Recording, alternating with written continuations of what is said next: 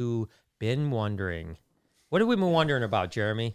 I don't know. I think how to sex a corn snake. Ah, that's right. So, no, guys, I'm really excited about it because obviously it's been great to have friends and people visiting the last couple weekends. Sure. We've got Jeremy, a good friend of mine, manager over at Nerd, New England Reptile Distributors. Of course, we've got Will Nace. We've got Summer with us. So it's going to be awesome. We're going to get a chance to talk about all kinds of really cool stuff. I mean, we can talk, obviously, some things about the Nerd crew over there. Yep. We've got Will with your YouTube channel, Instagram /Venomous Experience. Summer, you are wide knowledge of all things zookeepers. So, and I think it's really cool too, because first off, you guys have both worked in the zoo community, which I think is pretty cool because obviously, you know, as my shirt says, zoo dreams, right? You know, I wake up every day wanting to have zoos. So, what's it like? I mean, you guys have both had experiences in the AZA world as well, which is American Zoological World, as well as non-AZA. And you're from South Florida,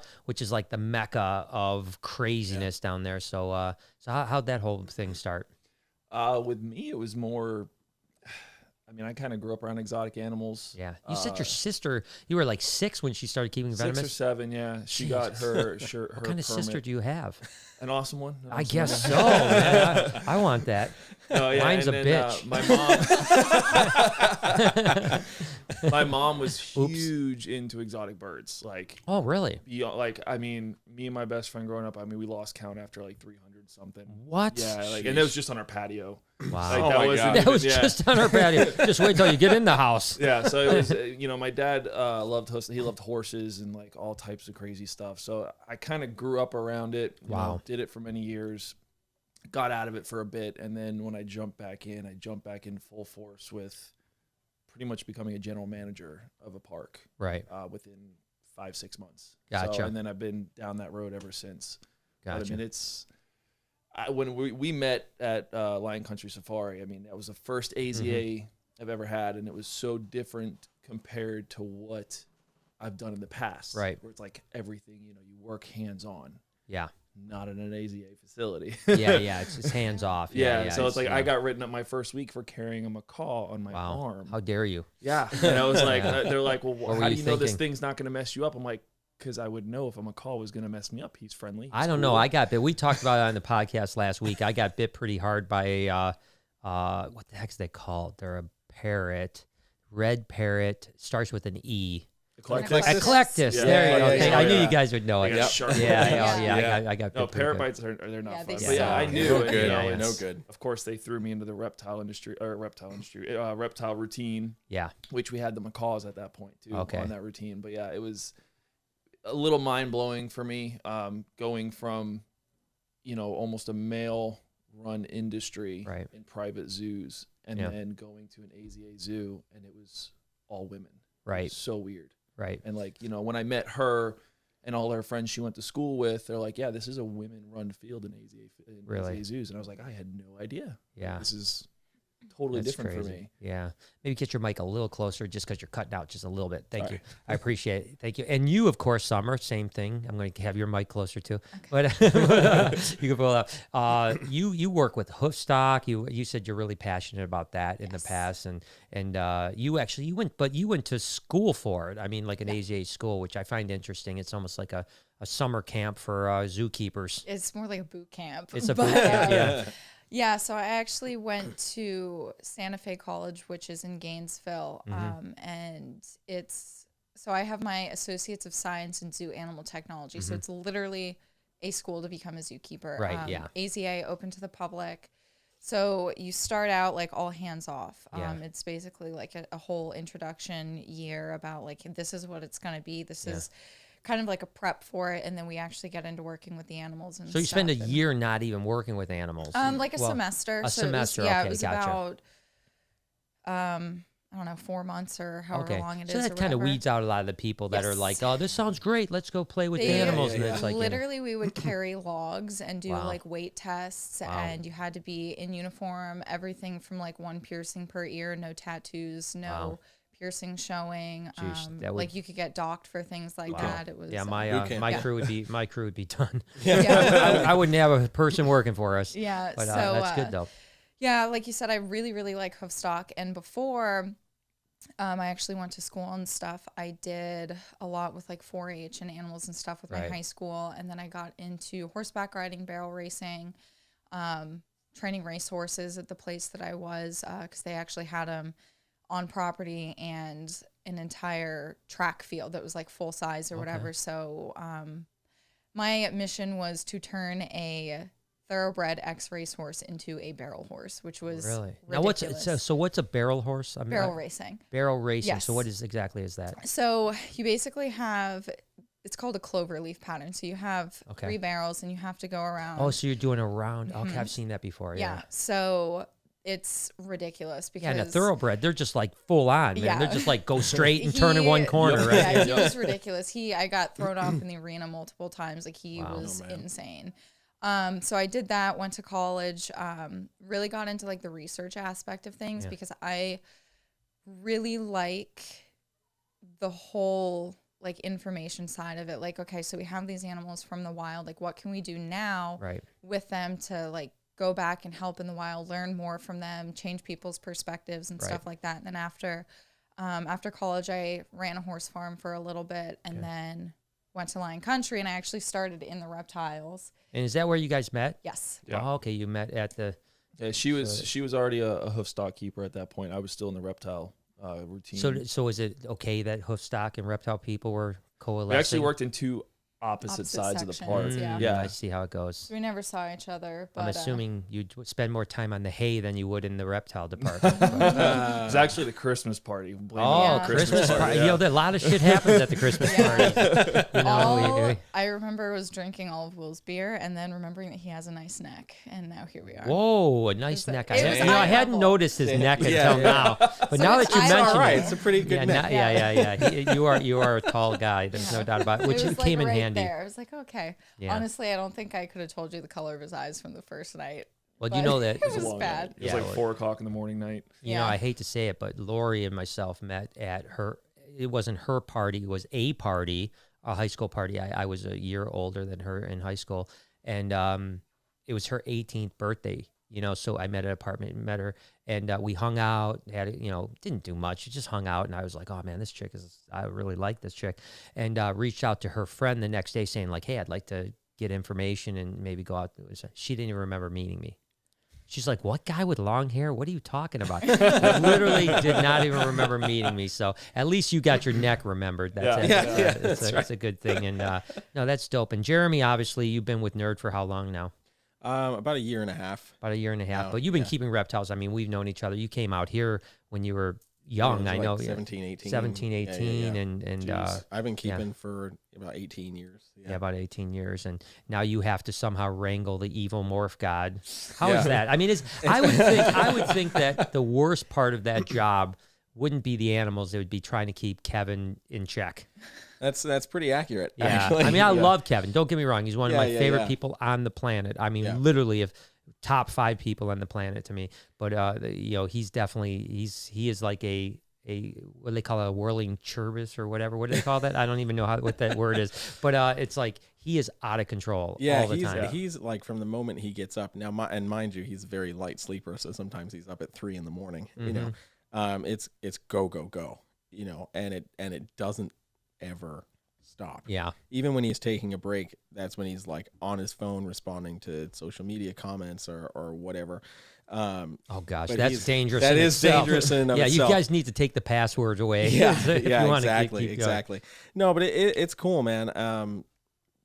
I basically am similar to like what Jay is to you. We're together basically every day. Yeah. You know, I have a couple days off where I'm at my place, and every once in a while he pops in. Right. You know, and I'm like, just hey, like, I missed get ya. away from me. You know, can I have 5 minutes away from you? Yeah. No, but you have to have a good relationship, just like you said with me and Jay. You know, you have to really have a mutual respect and kind of enjoy being around someone when you're going to be around them literally all day. Every day. Yeah, exactly. Like, you're not married, so it's not like you have to be together. I mean, you FaceTimed him this morning. I did FaceTime him this morning. That's right. No, but it's cool. I mean, I had known Kevin. You. Yeah, right. I miss you, Kevin. I've known Kev for, oh man, well over a decade. He was one of my mentors when I was starting to keep reptiles. So, you know, when he had offered me the position there, I was like, oh. oh, I it's remember like when that whole dream thing went job down, moment, and I you thought know? it was a really good thing for not only you but for him. I thought he needed someone like you, so it was good.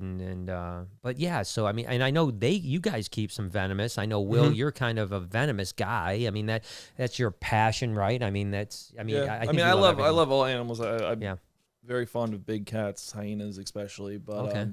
I mean, I can't technically keep those in my house right now. So No. yes, I'm sticking with Why venomous not? as it is. Yeah. So but yeah, I mean, venomous is my main thing right now. Yeah. Yeah, and you've been doing it for a long time. Yeah, professionally, like 10, 12 years now. 10, 12 years, yeah.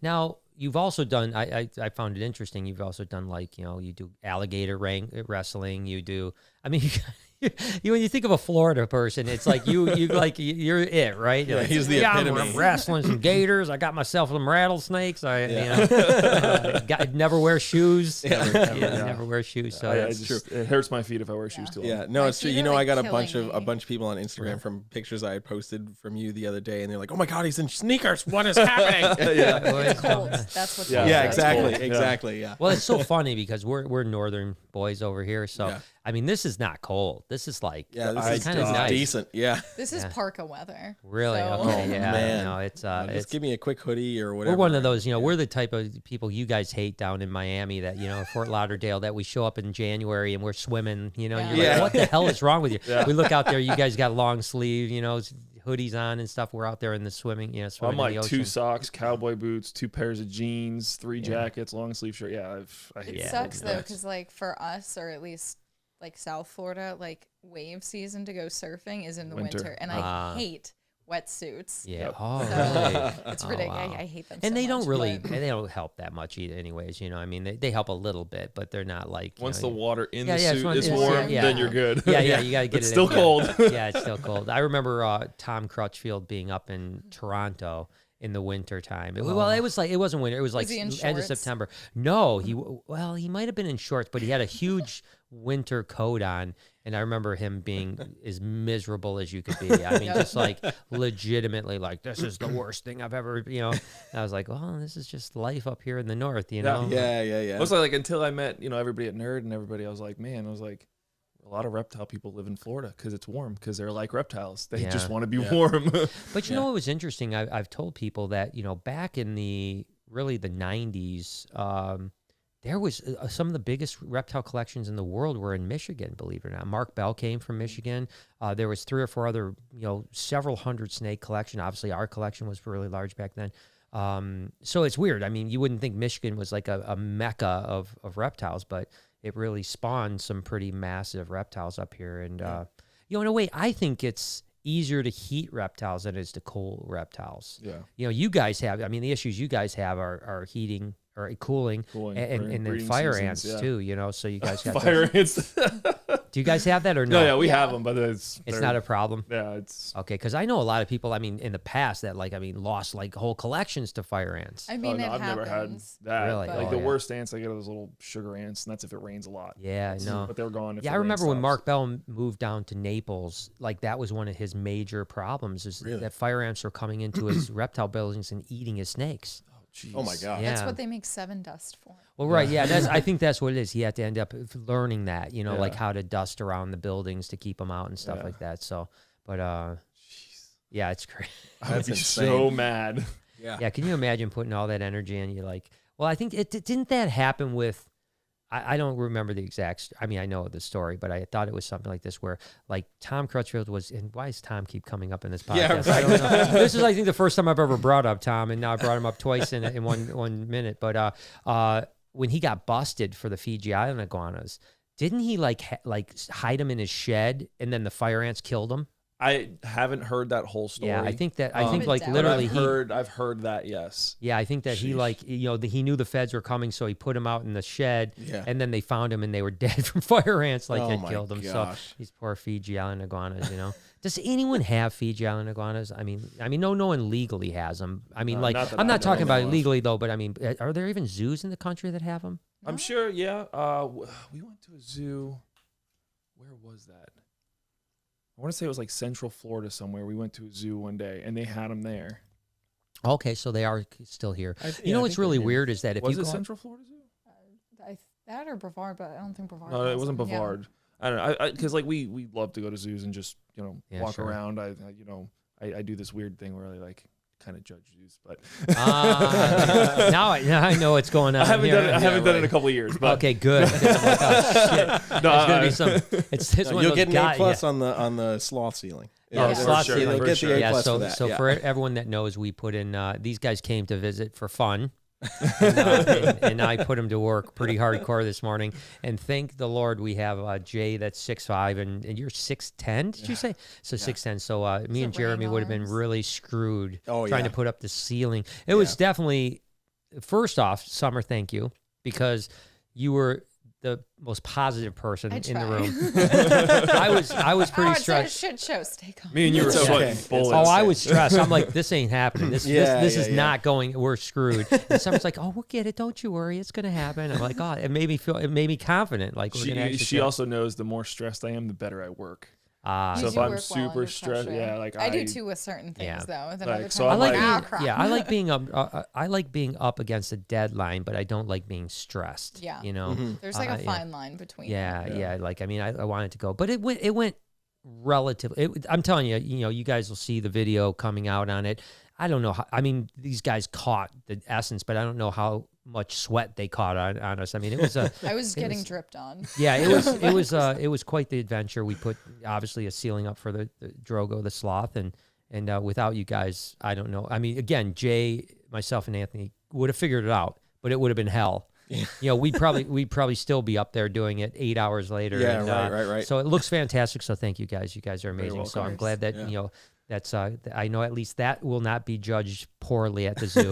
when Will puts out his video. Exactly. It's like, exactly. Well, his zoo sucked, but the ceiling in the sloth room was amazing. Damn. It's the best thing I've ever seen. We won't get a level on it or anything like that because we don't want to talk about the three. I think the level's still up there actually. Oh my gosh! Could you imagine? I think Anthony is still up in the ceiling. Actually, I don't know. Yeah, right. Got him down, but no, it's cool. So listen, venomous snakes are an interesting topic. It's something that I've been passionate about since I was young. I think I told you I was 17 when I bought my first copperhead. And a lot of people don't realize that I've kind of messed on and off with venomous reptiles my whole life. Lori is, and we've talked about, Lori it's just a hard no for her with venomous reptiles. That's like, she allows me to do a lot of things. I talked about, someone put a comment, it's pretty funny. They said like something like, Brian wanted to get, what the heck were the three things? There was like three things. Like Brian wanted to get an anaconda. Lori said no. Brian has an anaconda. Brian wanted to do this. Lori said no. He has that. And now Brian wanted to get a sloth.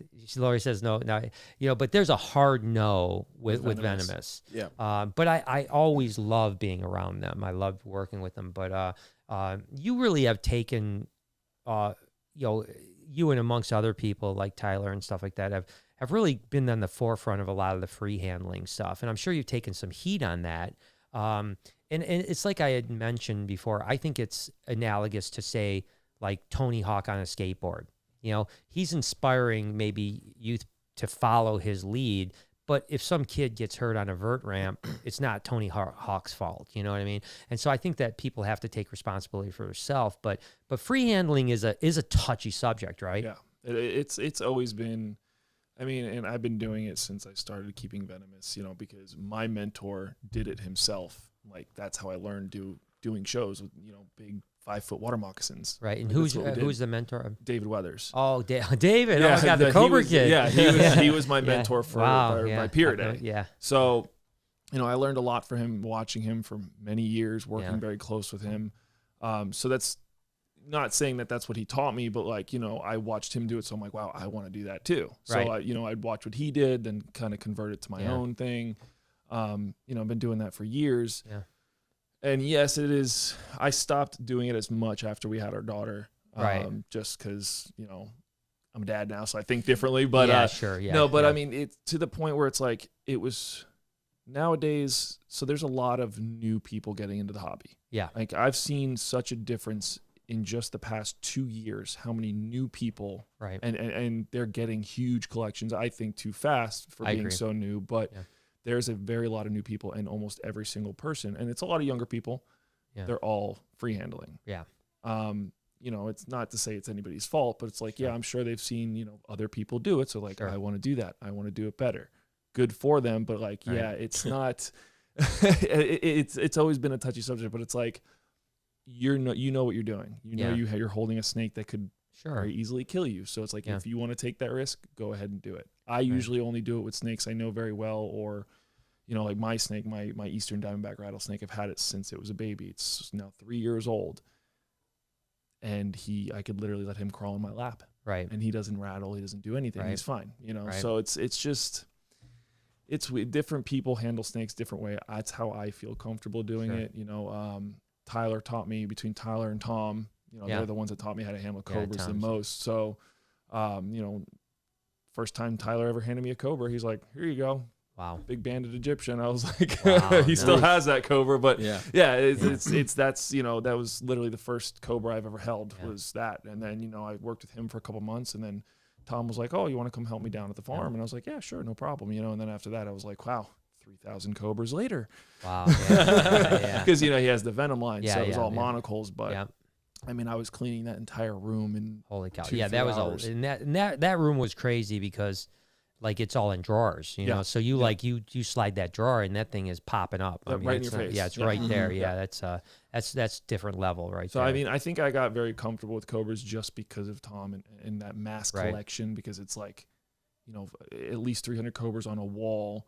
So it's like you're trying to get that done as quick as you can. So it's like, you know, you could pull it out with the hook and wait for it to be comfortable, or you can just grab that thing, put it in the garbage can, keep going. Right. So it's like, that's what we initially did. Sure. So. Yeah.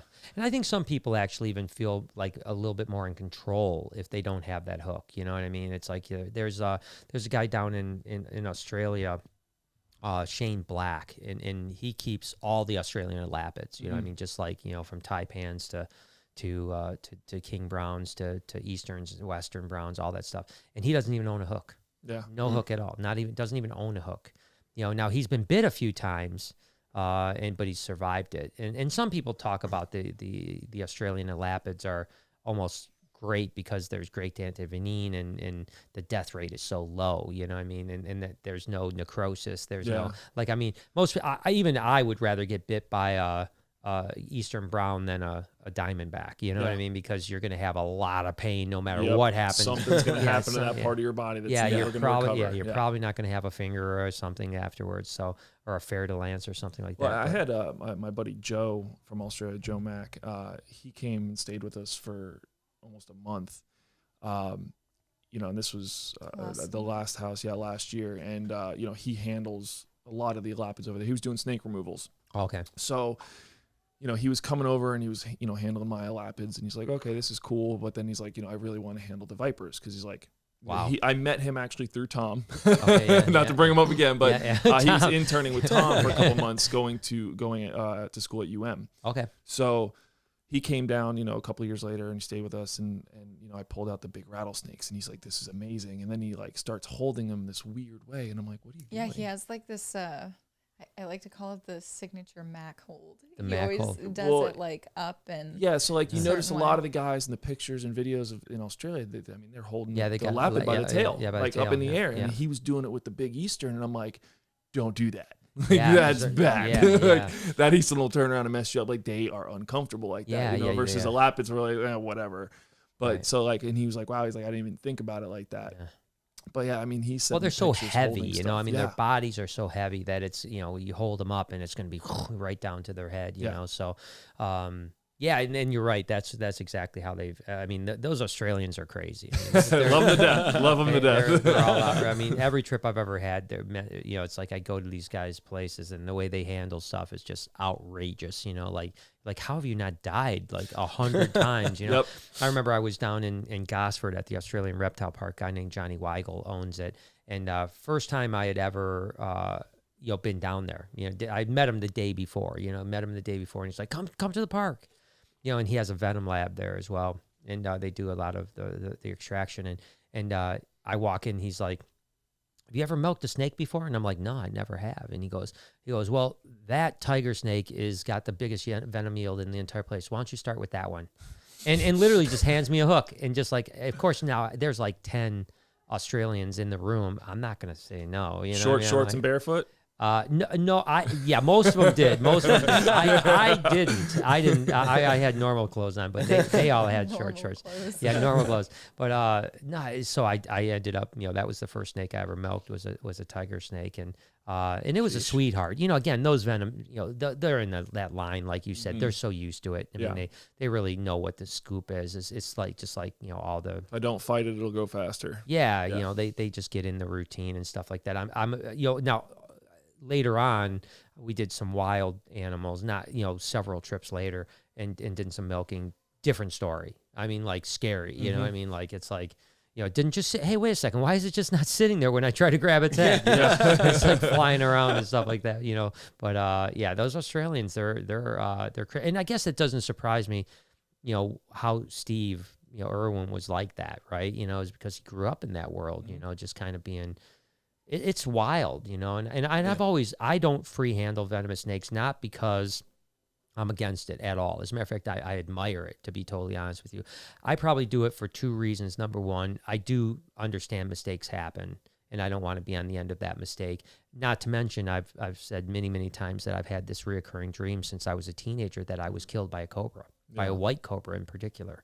And I still have it all the time. So I figured let's not push our luck too much. And here comes Lilith. Yeah. And then here comes Lilith. Yeah. Like, hey guys, I'm gonna come by. Can I play with Lilith? Yeah. No. My heart rate was. It was an interesting thing because I was like super into it and super calm, like on the inside. But I realized my heart rate was so high. Yeah. Because it was like kind of facing my biggest fear. King cobras being the king of all, elapids, and then a white one. Fresh out of the wild, that wants to kill you. Lilith I don't know. Is she calmed down at all? Hardly. Dude. I mean, she wants to kill you. She's definitely So we just the other week we threw a big surprise party for Kevin's birthday. Oh, and nice. And there was we had a table in that room that she's in that people were just putting gifts on and stuff like that. Oh, and that's nice. There's like a small group of people in that room, and she was just on point. Anytime anybody moved, she was right with them. And they're it's so like, intelligent though. dude, like there's no chill on her, like at all. It's like Anubis. that was a fun steak. Yeah, I watched you handle that the other day. That's a nice big king too. That's he's actually calmed down a little. Not once he eats a berm. Once he eats a berm, he's now he's energy. like, I got all that energy from that snake. Exactly. He's like, I tell you what, like I have you ever seen the clip of Bill Haas getting bit on the Mike Douglas show? Yes.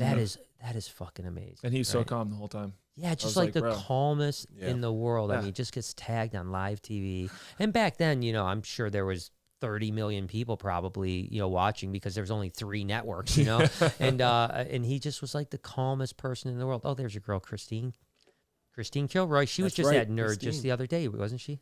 I mean, she had some nerd merch. Yeah, she got some nerd What did merch. she say? One of our loot boxes. Let's do a super chat real quick. We'll just go. It says, hey, Jeremy, Will, Summer, and I have terrible eyes. So was hoping you guys would do a podcast when you saw some pics on the Instagram.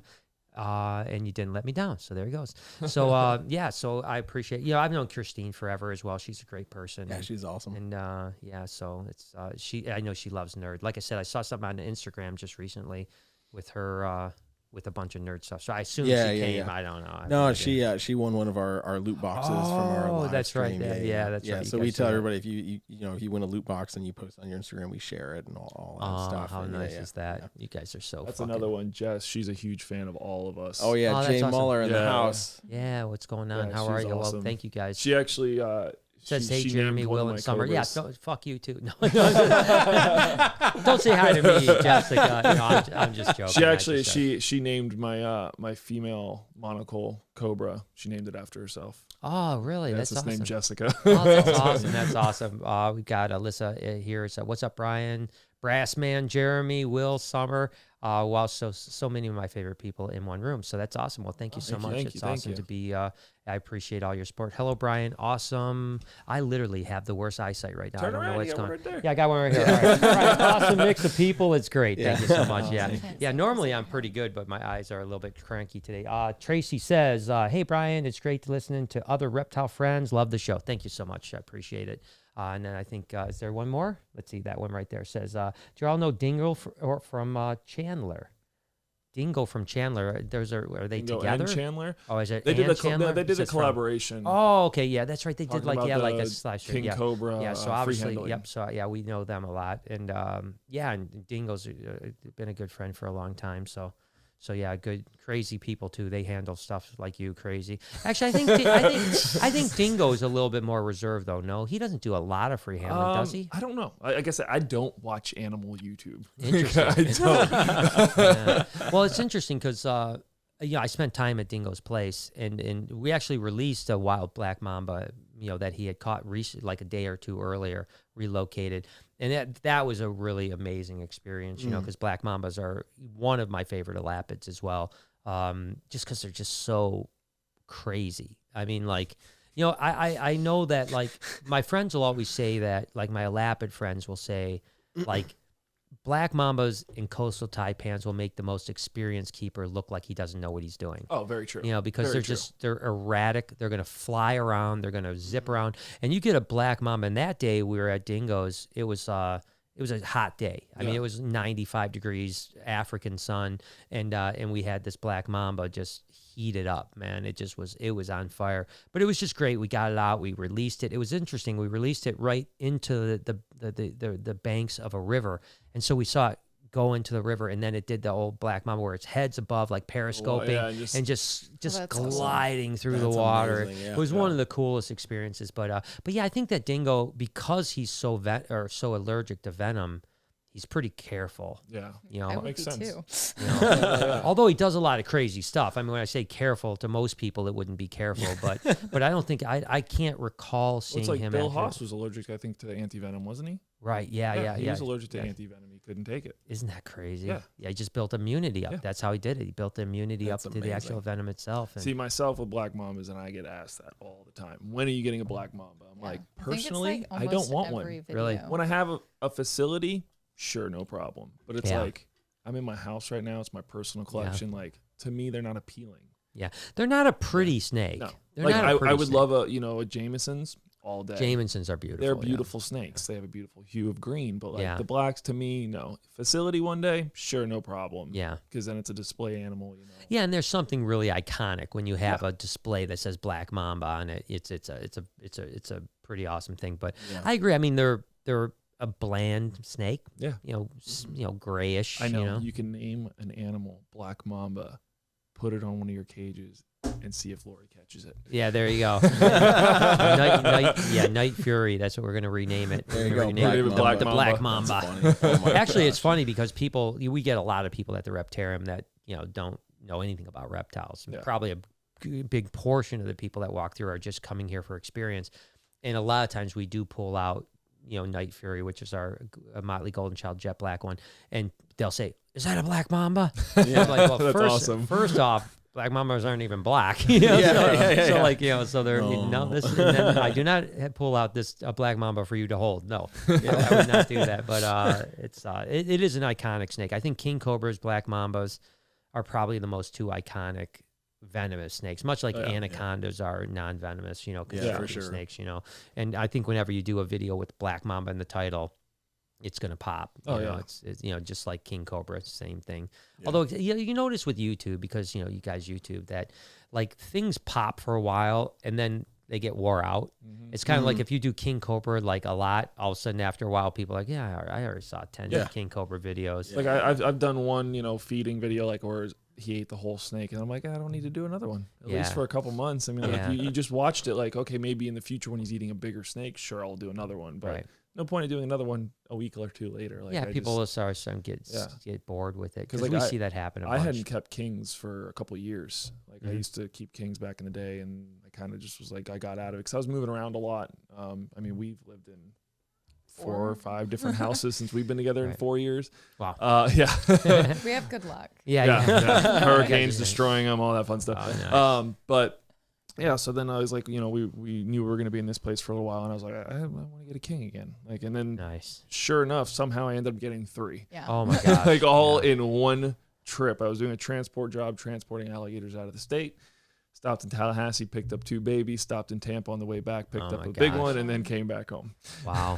That's quite the trip. Yeah. Yeah. I wish maybe I'll get lucky this way. Yeah, I was gone 3 days, 2 days, 2.5 days, something like that. It was Yeah. like, no, it was 'Cause like I a day went- and a half. Day and a Me half. too, yeah. I think it was 2. No, Had because you to be. stayed at Scott's and then you were back the next day. Yeah, later that night though. Yeah. I left early the morning before. Yeah, so 'Cause, it's like So did you know he 8 picked up all hours. 3 of them, or was it a surprise?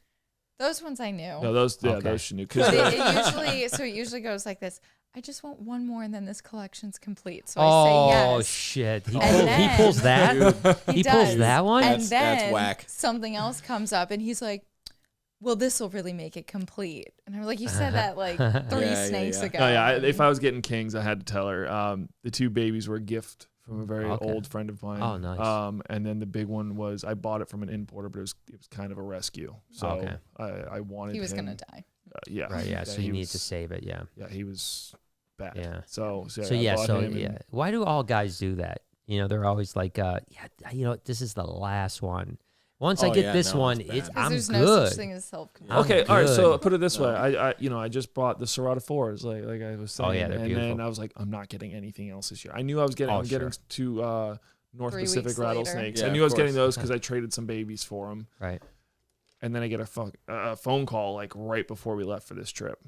Hey man, you want a couple of my rattlesnakes and cobras? Like I just want to give them to you. I was like, Oh, yeah. You can't turn that down, man. yeah. You just got to. Got to Yeah. do it. I mean, it's just it's only the right thing. Will You'll thinks never it's have better to everything, ask man. For forgiveness. I do. Yeah, I I do. try. For permission. I know. Like we talked about this, earlier. There are things that I can get away with that, like, and then there are some lines I've learned not to cross, at all. Well, it's and- not there yet. Yeah, and I think that the longer we've been, Lori and I. Well, we've been together a long time, obviously, but we've probably been together longer than most of you guys have been alive. But I guess I've learned to respect it a little bit more. And what I mean by that is that before I was like, why would you be mad? I've got 5,000 snakes. What's more? Yeah, Like, why would you be mad? But I think it's a principle thing now. I mean, it's kind of like, I try not to surprise her with too much stuff. I mean, occasionally. Well, I surprised her with the foxes. I mean, that didn't And work I told as him I no. planned. What? I told him no. And then Wow. now we have 3. I was like, babe, I'm going on a day trip to go pick up your birthday present. Oh, What? yeah. I was I'll be like, back tomorrow. It's like, don't do it. Yeah. Oh, And my then- gosh. Yeah, I love I'm just that, gonna but- chill here and enjoy being single and not having to Yeah, ask for anything. it's nice, but it can be nice to have the checks and balances, though. True. I think true. that's what you were saying when you were telling me about your parents. I was thinking that's like a very dangerous, combination when it's like, oh, they both love it and they want everything. Yeah. It's like if Lori was like me, we would literally be living in the streets, but we would have 8,000 animals in shopping carts, going down the street, like begging on the corner. Yeah. Buy this cine, please. Yeah, I need food. I'd have a sign: need food for animals. Yeah. $5, please. By the way, Jessica came back, said, "Sorry, Brian. Just so excited that they were there." Hi, Brian. Thank you, Jessica. I love you again, Jessica. By the way, Mike the jeweler is in the house. What's up, guys? Just wanted to pop in. He's a good dude, man. Mike is a big supporter of ours. Been hanging out with us forever, and he's pretty much on every podcast. We razz him a tremendous amount. So maybe we'll make fun of him. I wish you guys knew about Mike. So Actually, no. no, he was on. He's I been- remember him he's from been your on live our- stream. yeah, Oh, he's been on yours. streams Yeah. So before, okay. yeah, So yeah. Mike, you're he's cheating on been- us. Is he's- that what's yeah, going on? Yeah, he I mean, I makes, haven't his done way one in a while. around. He makes his way around. Yeah, Mike, if you ever go on their live stream again, you're going to be blocked from our. Damn. No, Damn. no, Mike. I think he's out by you guys, right? He's out like in New York or something like that. I think so. Yeah. Yeah, I'm sorry, Mike. I should know this. He came to visit a couple times. Oh, cool. Yeah. Yeah, so he's a good dude, man. Oh, He's a really babe, good guy. I hate to do this to you, but Talking Serpents is on. Talking Serpents. Who's Yeah, this? he's a good buddy of mine. He also has Oh. a YouTube, but he said, Oh, there's one. "Hey, Will, I know where you can get some blue speckled rattlesnakes. Don't worry, it'll be the last Oh, one." so, listen. When Mitchell, that's not even a rattlesnake. I mean, that's a piece of art. It's eye candy. That's eye candy. That's not even Yeah. a rattlesnake. That's that. And if you're gonna get the blue speckle, You gotta get the You reds, gotta get the the red. orange, You yeah. got to complete the collection. Yeah, Yeah. exactly. Oh, yeah, yeah. No. Yeah, once you get all of the, It's the, all the about mounts project out, completion. See, so Yeah, it I went get it. from one snake room Yeah. and an office to 2 snake rooms. And That's how it happens. Now my office is on my patio. yeah, so That's how it happens. That's the one thing we used to. Our house used to be full of snakes, and when I built my house, 15, 18 years ago, that was the one thing. Laura's like, all right, so no snakes.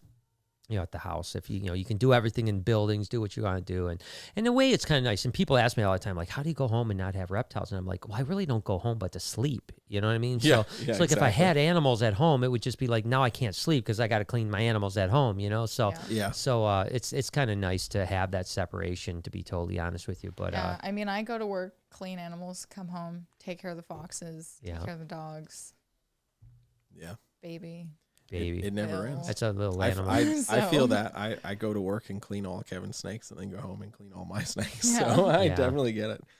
Yeah, I guess that's just the way it goes. Soulless, does Soulless Honky ever go into your stuff? You would know that. You would remember that name. I don't think so. Yeah, so hey everyone. Unless they're on Twitch, because we don't really do YouTube. We don't really do YouTube lives anymore. Yeah, it's we interesting do everything that you on guys Twitch. don't. Yeah, do Twitch. We were talking about that earlier. I thought that was an interesting jump for you guys, but it seems to be working really well. It's been working really well, and that was Donnie, man, because Donnie's a gamer, and he used to stream on Twitch all the time. He still does. He still does. Yeah, and he was like, man, we got to jump on Twitch. Like it's a totally open platform. Like I think we could be really good, and sure enough, it took a little while to get people to jump over to the platform, but it's phenomenal. Yeah, it was a pretty ballsy move because Twitch is definitely not considered an animal platform. By any stretch. Exactly. You guys got a partnership with them, didn't you? And we just recently got a partnership with them. So it took us a while, but the threshold of Twitch is pretty heavy, to get going. But it can be a great thing. I don't see myself ever twitching. Jay, you can't talk to me. Jay like, hi Jay.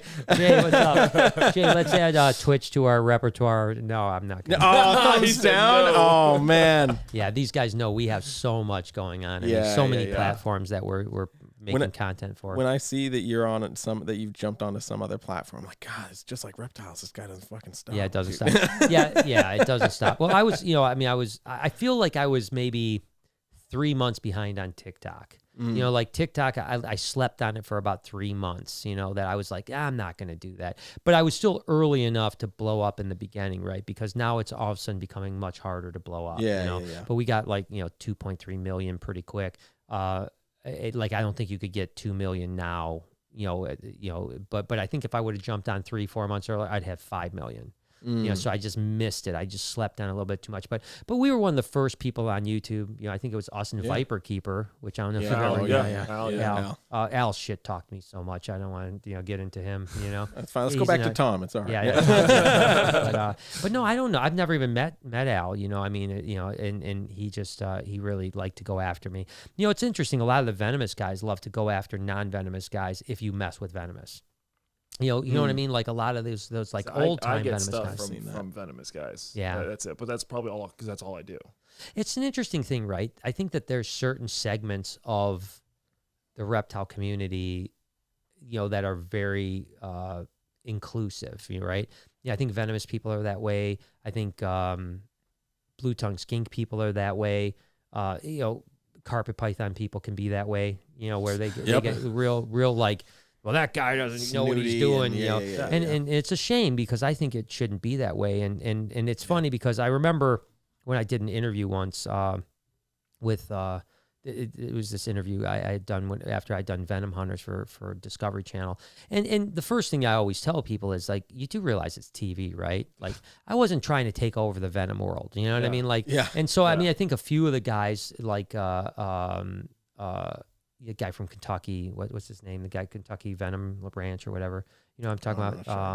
Anyway, he's got the Venom Farm. Yeah, Venom Farm down in Kentucky. But I don't remember his name. Yeah. Anyways, like I think he took it personal. Like he thought I was going to go after his business, and I'm like, I'm just shooting TV here, guys. I'm not opening up a Venom Farm, Yeah. And, I got ball pythons to breed. Yeah.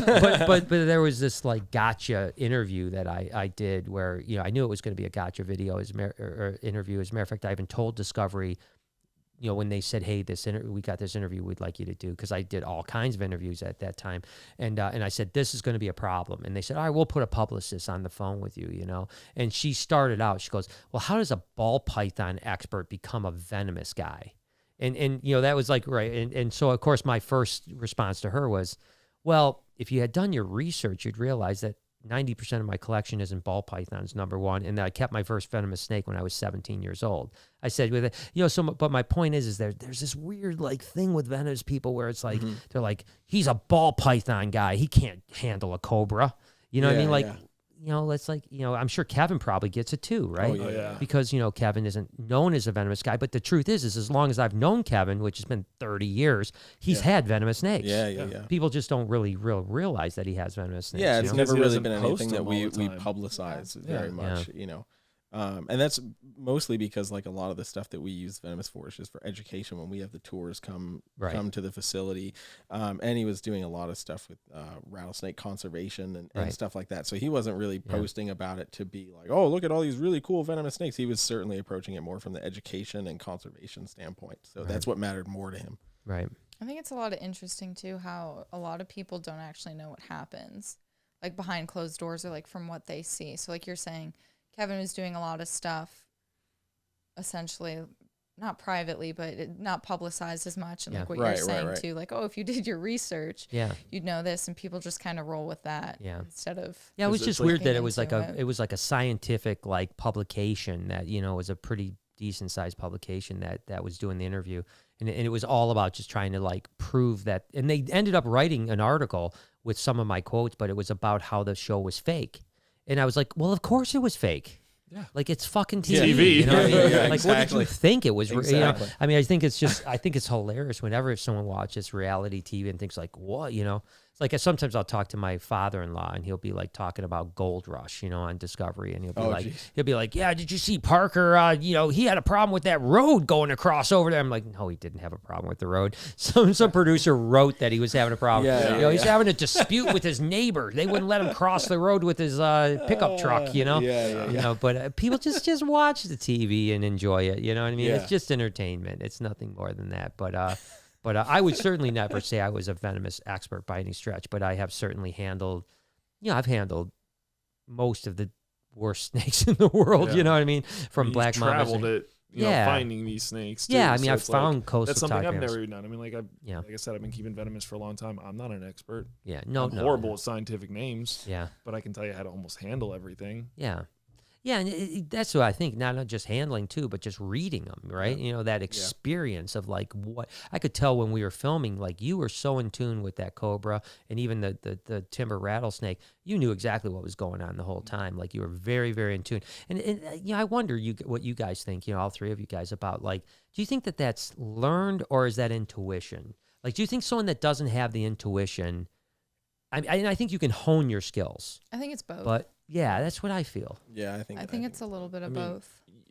You see me work with rattlesnakes numerous times. That's always been my goal, is rattlesnakes. Like I absolutely love them, and taming them down is something I take a lot of pride in. Yeah. Because most people fear rattlesnakes because of old Westerns. Sure. But I mean, she's seen me work with even my big Western Diamondback. I have a 5-foot female, and once I take her out of the cage, she's a puppy dog. Wow. Yeah. I mean, I got her from Tom Crutchfield, Nice. many years ago. Shout out to Tom. Link in the description. Many years ago. And she was a jerk back then, but now it's like, she's a puppy dog. And like, I know that snake. Now it's not saying I know every single Western, because I have a baby albino that thing won't even sit on a hook for 2 seconds. So it's just certain things you look for in the body movement, the behavior. They have bad days just like we do. Yeah. Like I can tell, like my Gaboon Lori, if she is not in a good mood, I will not even take her out of the cage because that is a 5.5-foot Gaboon Viper that will kill me. Yeah. Yeah. There was a guy named Tim Woods in Indiana that was like one of the most responsible Gaboon Viper guys. He's one of those guys that's like, locked doors, locked cages, when he bred them for many years. This is like goes back a long time, going to the early 90s. And it was one of those things where and these were just, really pretty cheap Western Gaboons, but they were captive, right, that he would produce. But you have to get screened by him, how much handling. He did it really extremely responsibly. And he, years went by, I hadn't seen him, and I saw him at a show. He's probably in his 70s now. And I was like, hey, you still working with Gabbies or what? He's like, no, I got rid of all of them. And I was like, what? Like, I mean, for 30 years, you bred Gaboon Vipers. And he said that, he goes, yeah, Brian. He goes, honestly, basement, Midwest, basement. He said, I was down in my basement one day, and he goes, I had this big, close to 10-pound male gaboon. And he said, I literally was, had a hook like I always do, hooking it off, tame as could be, real puppy dog. He said, as I was moving to the holding thing, lights went out, power went out. He goes, all of a sudden, the snake's not on my hook anymore. He goes, pitch black, snake's not on my hook anymore. He goes, I shuffled my feet backwards to the door. He goes, I opened the door, I shut the door, went upstairs, changed my underwear. And he said, and then the next day, he goes, I got rid of all my venomous snakes. Wow. He said, because for 30 years, I did everything right. And he said, and I realized I could have got killed in that very moment. Yeah. Just a freak of I mean, what are the chances that the second he has that snake out of the cage with it on a hook, that the lights would go out, that the power would go out, Yeah. So I mean, that can happen in my room, because my room, I have no windows, no nothing. It's if the lights go out. The tree viper room has a window, but if the lights go out in my big reptile room, I'm not gonna be able to see a thing. Yeah, I perfect. think, like you said, it's a little bit of both, like intuition and then reading them. But personally, I think it kind of goes for like all of the animal industry. Yeah, right. So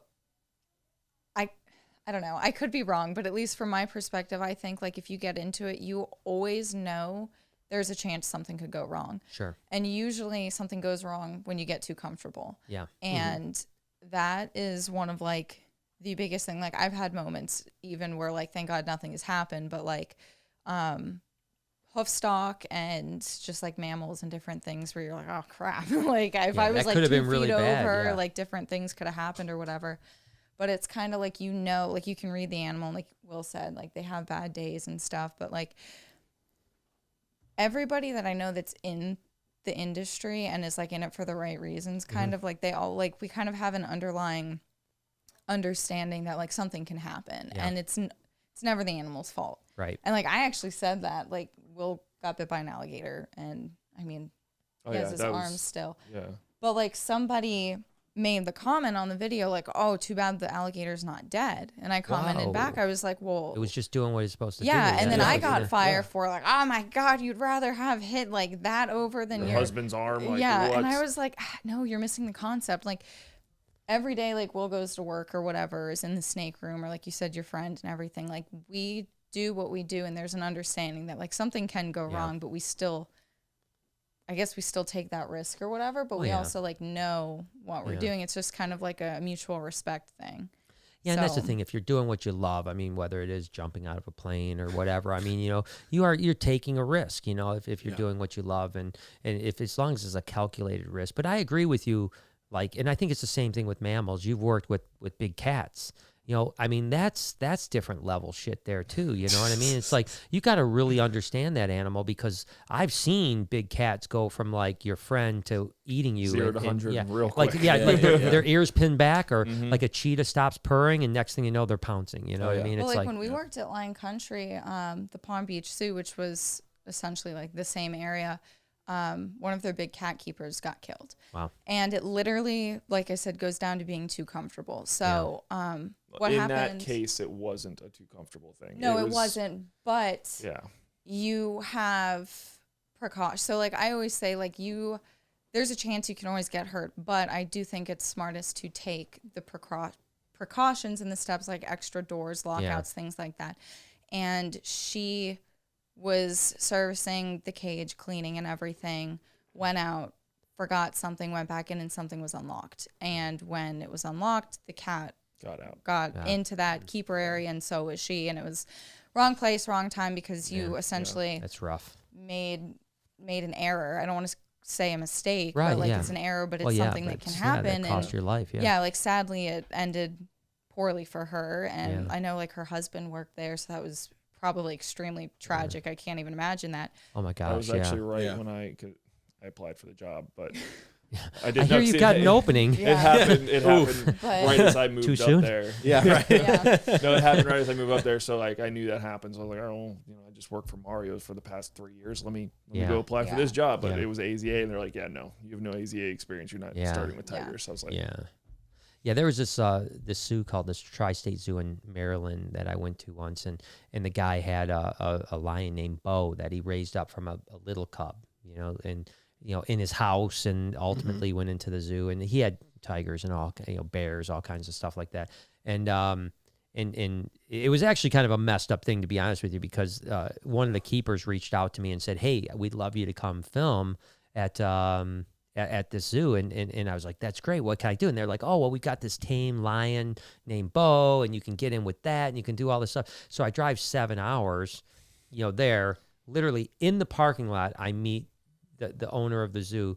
First thing he tells me, he's like, "You can film anything you want as long as you know you can't go in any cages." And I'm like, "Well, I just drove 7 hours because I was told I could go in these cages."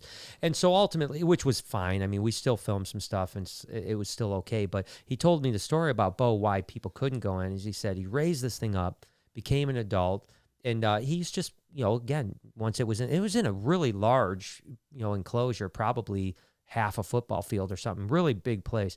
And he just, he said he was in there one day cleaning up, and all of a sudden it attacked him, grabbed his ass.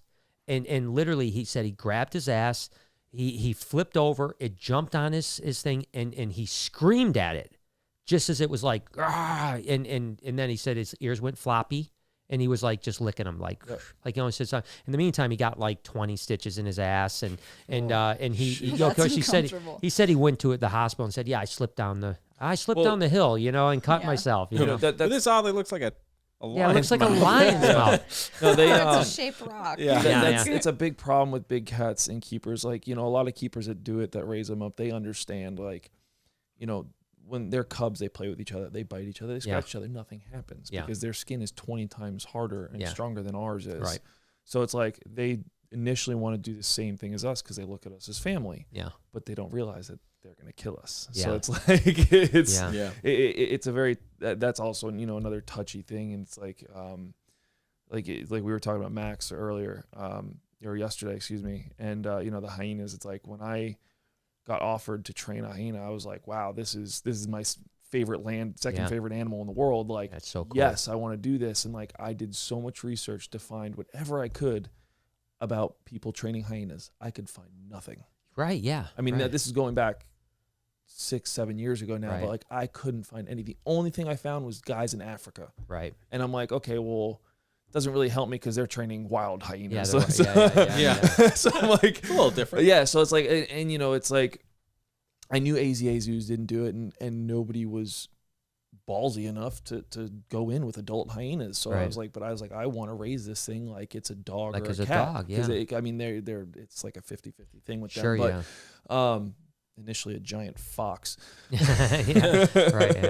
But so it's like, I did all this research, couldn't find anything. So I was just winging it best I could. And then like, and again, I wasn't on social media that much that long ago. And like I had took a couple pictures with her and videos here and there. And then like Max a couple years later starts doing this stuff. And I'm like, that's awesome. Like I'm glad that he is showing people like, it's a hyena. Yeah. It's not killing him. It's not eating him. Like it's playing with him. He's super passionate about hyenas. Yeah. He loves those. He loves those animals. Yeah. I mean, they truly are amazing. Dirty, but amazing. As a matter of fact, I just remembered that I told you a story about the hyena. His name was La Shorta.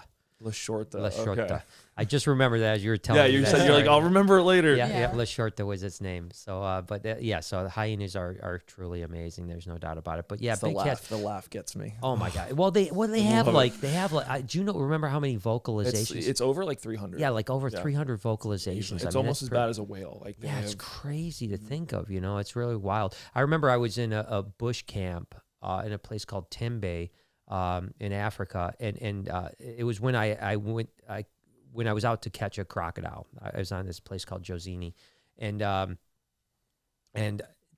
long story short, I won't get into it, but we didn't catch a crocodile. We had like 1/2 a day left the next day, so the whole crew they were doing what they call a braai, which is a barbecue, and I was like, I'm just going to stay in the camp, and I just need to think about how we're going to catch this crocodile tomorrow, because it was pretty important for the film project I was on to catch this crocodile. Yeah. And I remember being in this little tiny hut in the middle of nowhere, and where they were doing the braai was like, I mean, they left, it was like a mile away. So I'm like all alone in this camp, no one else around, no cell reception, and hearing hyena, like it was the coolest thing distance. though. It was like, they were just in the distance, but it was so cool. I wasn't afraid at all. I was just like, you need to be afraid when they start getting closer. I was still indoors. Because I didn't think they could open up doors.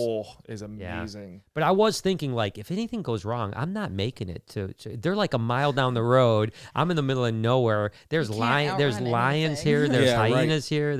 Africa's not a place to get left in the bush. No. But it was so weird that I felt it was, I loved it, man. I remember sitting there. It was probably 3 hours I was alone, just because I needed that time to think. The other thing is we were out in the bush for 30 something days, so in the whole time I was with people the entire time, part of my crew and stuff like that. And so it was like it was the first night the whole time that I was like alone, and it was just nice to be alone, but just to hear that in the background, it was such a freaking cool thing. But back to cats, and I won't say where I did this because I want them to get in trouble, but there was a cheetah that I knew from a young cheetah and had been around it. It was now maybe 4 years old. And I took a professional sports guy, again, we'll leave the name out and what sport he plays for it out. But I took him and a few of his teammates to this zoo to meet this cheetah because I knew they could get up and close with the cheetah. And myself and this cheetah had been around thousands and thousands of people. And so my buddy, again, he's big like you, 6'10", and he we put this, and I'm having such a hard time not saying names. We put this cheetah on this picnic table so they could like straddle the seat and get a picture right next to the cheetah. And like 3 of them do it. And then my buddy steps up. As soon as he straddles, this cheetah bites him in the gut and won't let go. Like grabs him and doesn't let go. And we're just like, I mean, thankfully it finally let go. And still to this day, he has scars from the cheetah bite. Yeah. But we're all like, what the heck just happened? And this was this animal, thousands and thousands of people had been in with it, and I had known it for years. He was an athlete, right? Yeah, he was an athlete. The icy hot. It was the icy. Well, you know what they said? They said he had a sweater on, and they said that they thought that the sweater might have thrown the cheetah off. They said that like cheetahs are really weird with perception. Like like for instance, hats. Like if you have a hat on. Sometimes with big cats, they don't understand. Like, what is that hat? What is that? What is that? They want to knock you down and take it off. Yeah, they want to take it off. They don't know. And so they said that they thought that maybe it was his sweater. It just triggered the cheetah or something like that. But it just goes to show you, no matter how tame you think an animal is, that they're still wild animals. They're still wild animals. And we talked about the crocodilians and stuff like that. It's like, when I got bit, it was all over the news. I was on CNN. I was on Good Morning America. Nice. I was on MTV. I was on everything. Oh, nice. And it was all this alligator attacked its handler. As soon as I was able to finally get on camera, the first thing I said when they said rolling, I was like, that alligator did not attack me. It was my fault. Yeah. Stop saying that because that pissed me off. Bad. Yeah. I was like, it was my fault. I had an off day. And all the film, everybody was just like, oh my God, like that was not what I was expecting. Yeah. It's kind of like what the heck's his name? Saf from the Tiger King. Oh yeah, Saf that got his arm ripped off by the tiger. Primarily he's the same thing. Like it was not the cat's fault. It was my fault. I was doing something stupid. Yeah. I was doing a show with an alligator. It's bound to happen. Yeah. It's just the way it goes. It's not it's when. Yeah, for sure. Matthew came back, said, "What up, everyone? Much love from Ohio. Are you any recommendations on starting venomous reptiles? What do you think about that one?" I tell everybody the same thing. Find a mentor. That is the best possible thing. In Ohio, you're screwed too. I know two, and I know one of them won't teach anybody. Yeah, Ohio's tough. It's a tough. Ohio is very, very tough, and I've had quite a few people from Ohio ask me that in the past year. Yeah, it's a tough state because it's really hard to get any permitting now. Yeah. After the Zanesville issue with the big cats, it was really tough. So. What do we got? Sierra says, super awesome seeing everyone together. Last Sunday, my boyfriend and I were able to meet both Brian and go to the reptile. Well, thank you, guys. It's on his bucket list. Hope to visit Nerd someday. What do you think about that? Yeah, for sure. We'd love to have you come out. Most definitely. Yeah, I would avoid it if I was you because the place is a shithole. But yeah, I mean, we don't have a sloth ceiling, but I think yeah, we're doing all right.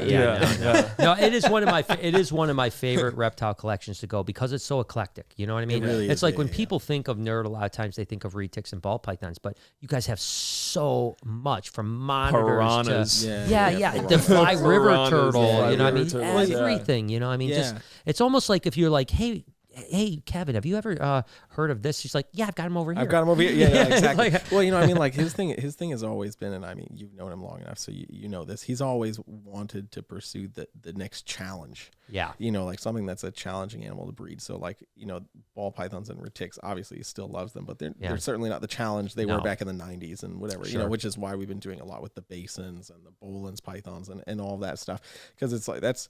You know, people are really starting to get into these, and they're kind of like nobody's really consistently been able to crack the code on them. Right. So for him, he's like, that's what his brain fixates on. It's pretty cool that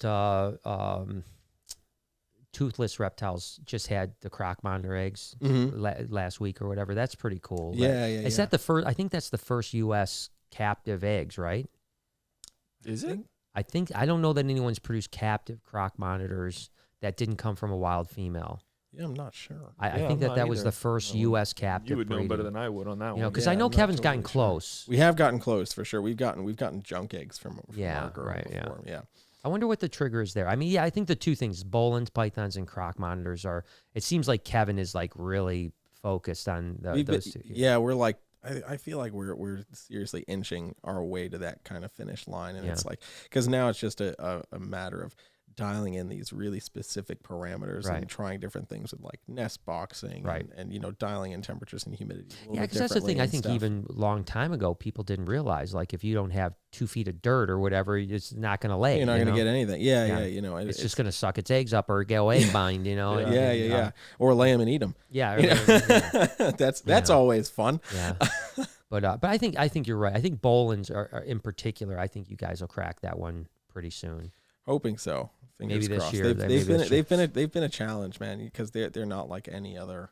Yeah, I've other noticed species that. Of snake. Yeah, you know, that's like what I say every time I'm like, all right, I'm going to breed these. Like I just got the Ceratophores. And nobody's bred those in the States. Yeah, so now you got to figure everything out. Yeah, I'm like, oh man, this is. And it's cool. It's cool to be on that kind of ground floor, you know, and really discovering that, but also can come at a huge cost. You know, if something goes a lot of wrong, failure. You know, a lot of failure. I mean, I already lost one of the females that I got. Yeah, you know, and that was right off the bat. Yeah, it's rough. Like, yeah. So what do you think I mean, do you have an idea? Do you think it's going to be pretty straightforward, or are you going to have to really play with Ceratophores? Yeah, for the Ceratophores. I mean, not too much is known about them. I mean, I literally did research before I got these. My sister had them 12 years ago when everybody had them. I still find this funny every time you say, my sister had Yeah, no, it's like so I knew people that had them right? years ago, but it's like, again, still nobody ever produced them. Yeah. Nobody ever, had them captive born here in the States. So that's why I'm like, man, if I can get these and I can produce them, like that'll be amazing. Yeah. So it's like,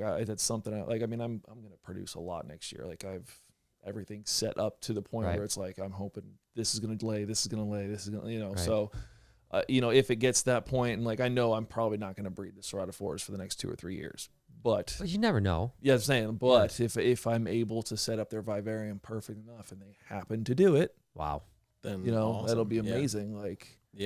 So a very good buddy of mine in North Carolina, he also got a group of them, and he's the same thing. He's never had them before. Right. It's like, so he's going to try the same thing. And we talk. We're very close. We talk almost every other day till like Summer's like, can you please stop calling? He's like, I'm trying to sleep. Is that Thomas texting you again? Yeah, it is. No, we get a lot of the pairs. It's the same stuff. So like, if he finds something out before I do, he'll be like, hey, try this, and vice versa. So it's always cool when you can have somebody to bounce those ideas off. Yeah, because there's so many. I find the Boland's is kind of that way where people are a little bit snooty too. Like they don't want to share any information. 100%. Like the Boland's people are like, there's that alliance. Like I'm in the Boland alliance, and for sure. For sure. I'm not welcome. And a lot of it's just like over the top snooty carpet people. Yeah. It's like I was a carpet snoot, but now I'm a Boland snoot. They're almost the same thing, really. Just like one step up from it. But is there a species of venomous that you haven't worked with that you want to work with? I mean, I know you're a big rattlesnake guy. Like I mean, I don't know, like if I mean, most rattlesnakes are the same. You either got super defensive ones or you got flighty ones. Right. Usually that's how rattlesnakes are. I mean, as for elapids, you know, I've worked with taipans and stuff, adults and babies. So not really. I mean, the only thing venomous I've ever got bit by was a Gila monster.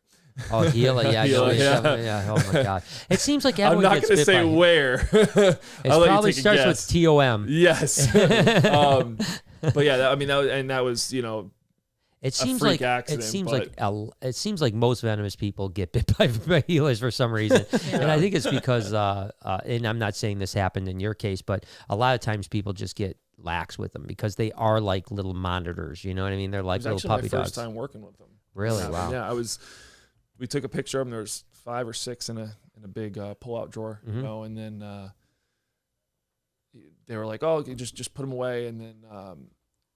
They were like, you know, don't get bit, and they walked out of the room. I'm like, okay, wow, yeah, right. And, guess what? Hello. So you know, I'll accept the challenge. He's like, just you know, grab them behind the neck, put them in their individual drawers. No problem. So you know, I'm going. I get 1, 2, and then I go to pin the next one. He's like in the corner. I didn't realize there was one. Like it was this weird spot. I didn't see him once I pinned him. So I pinned him.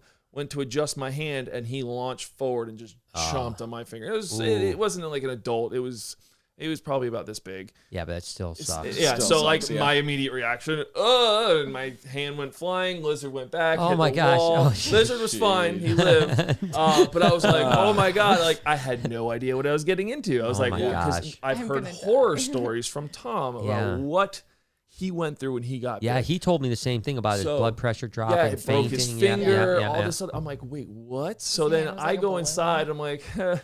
Guess what? And they're like, you got bit, didn't you? And then he started freaking out. He's like, you're not handling any more venomous today. Sit down, get water, do this. And I'm like, Tom, I'm fine. I'm like, I don't have a headache. So you were okay? I was fine. I was like it was a little numb. Like I was definitely venomous, but that's it. I was fine. You got so lucky. Yeah. Because a lot of people would have a bad ride. he told me a story about what happened, and I was like, I'm fine. Like I need to go put away. I think what we've learned about this is if you ever get bit by a Gila, launch that fucker. Just launch it as quick as you can. Get it off. Venom and blood out at the same time. Get it off as quick as you can. No, but don't do that, please. But I'm just joking. No flinging Gilas. It was funny. I've worked with a lot of Gilas, and they're all pretty puppy dog, for the most part. But beateds can be a different creature. Yes. The first time I ever handled a beated, it was I was up in Canada. Wait, you were in Canada? I was in Canada. Canada. I was up in Canada. Did you drive? I just had some poutine, and after the poutine, I got some Tim Hortons, and then I was handling. No, so you guys know what poutine is by its chance? Okay, good. Yes. I just wanted to make sure that joke didn't go It's too We far over live your in head. South Florida. Actually, the best about that. ice cream place is you got everything. Canadian owned. Really? Yes. Okay. Yeah, they have best. poutine. They have all that stuff. Wow. Yeah, that's crazy. Well, in Canada, even Burger King has poutine. Really? Burger King. You can get poutine at Burger King. What? And so it was interesting. I took Miguel from All These Evolving Pythons and Brian Cusco. Stuff. None of them ever had poutine. And we ended up going to a little rest area. And we went to Burger King. And they were like, oh, shit, we got to try this. And so their first poutine was actually Burger King poutine. And so when I told my Canadian friends, because of course we're literally 20 miles from the border here, you know, so I'm damn near Canadian, and they were so upset with me. They're just like, I cannot believe you let them eat Burger King poutine. And I was like, you know what? It was actually not that bad, to be totally honest with you. But anyway, so my point is, I was up there and I had never messed with a beaded, and it was just a baby, a little tiny baby. Yeah. And the guy said, he's like, you should probably wear a glove. And I'm like, come on, man. I go, I've dealt with so many Gila monsters. There's no way. And he goes, no, I seriously. He says, and that thing bit my glove. If I didn't have the glove on, I would have been bit because it was lightning quick. Yeah, it was so much quicker. You wouldn't think about it. Oh my gosh, it was. Literally, I was going down to just get it, and it swung around and grabbed and it hung on to that glove. I took the glove off. It was 20 minutes later. 20 minutes later, it still had the glove in its mouth. Our beadeds are pretty cantankerous compared to our Gilas, man. And Peter Birch, we talked about Peter Birch earlier. We were at do you know Cody? Cody and Pia.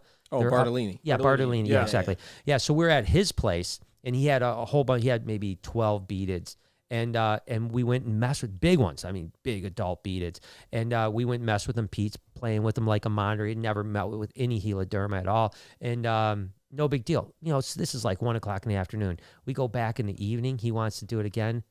He almost got bit like 5 times.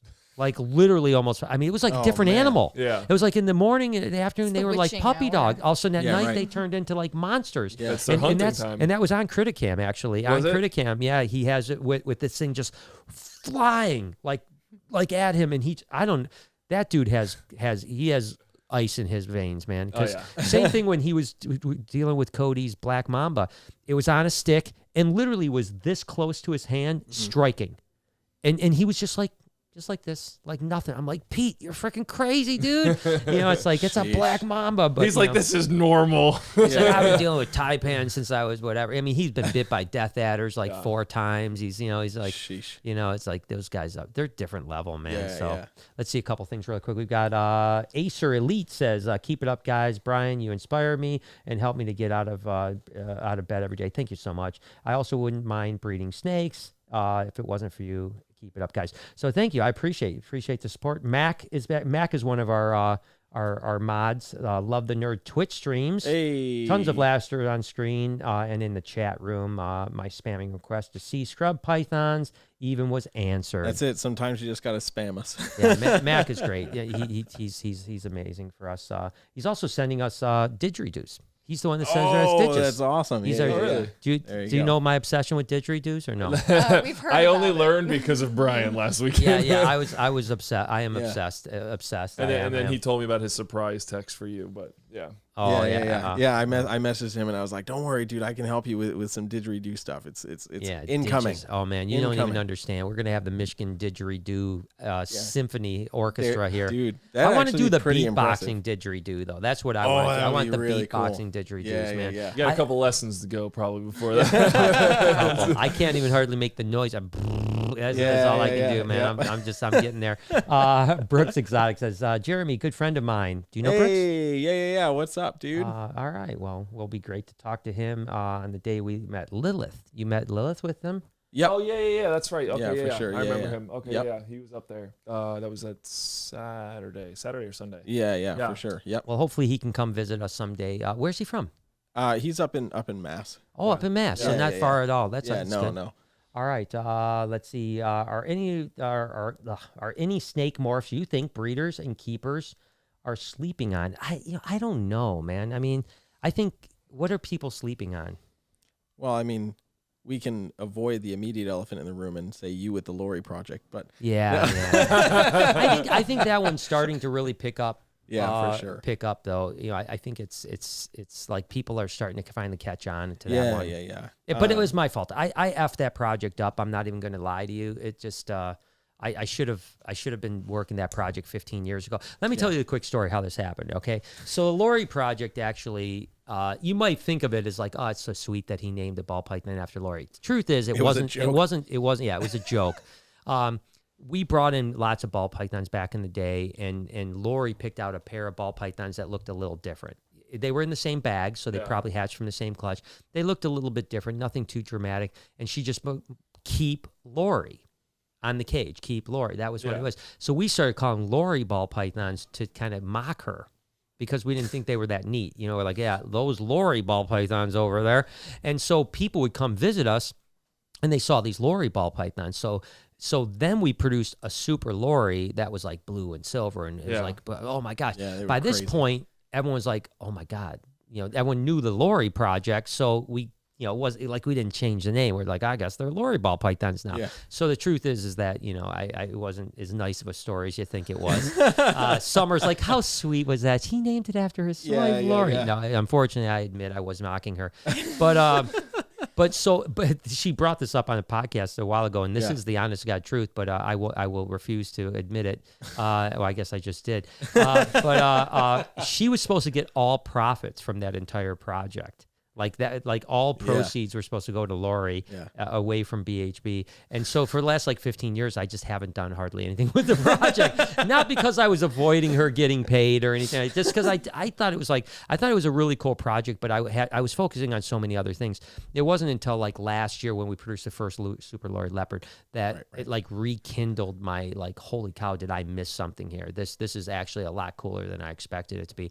And now this year we produced a handful of animals that are really, really really dope. So I think in the next, the people I know that had bought Lori balls from us sold out immediately this year, so I think that people have finally kind of caught on to it.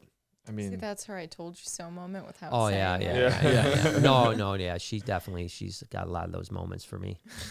Probably every day it's "I told you so" for sure. What do we got here? Sasquatch.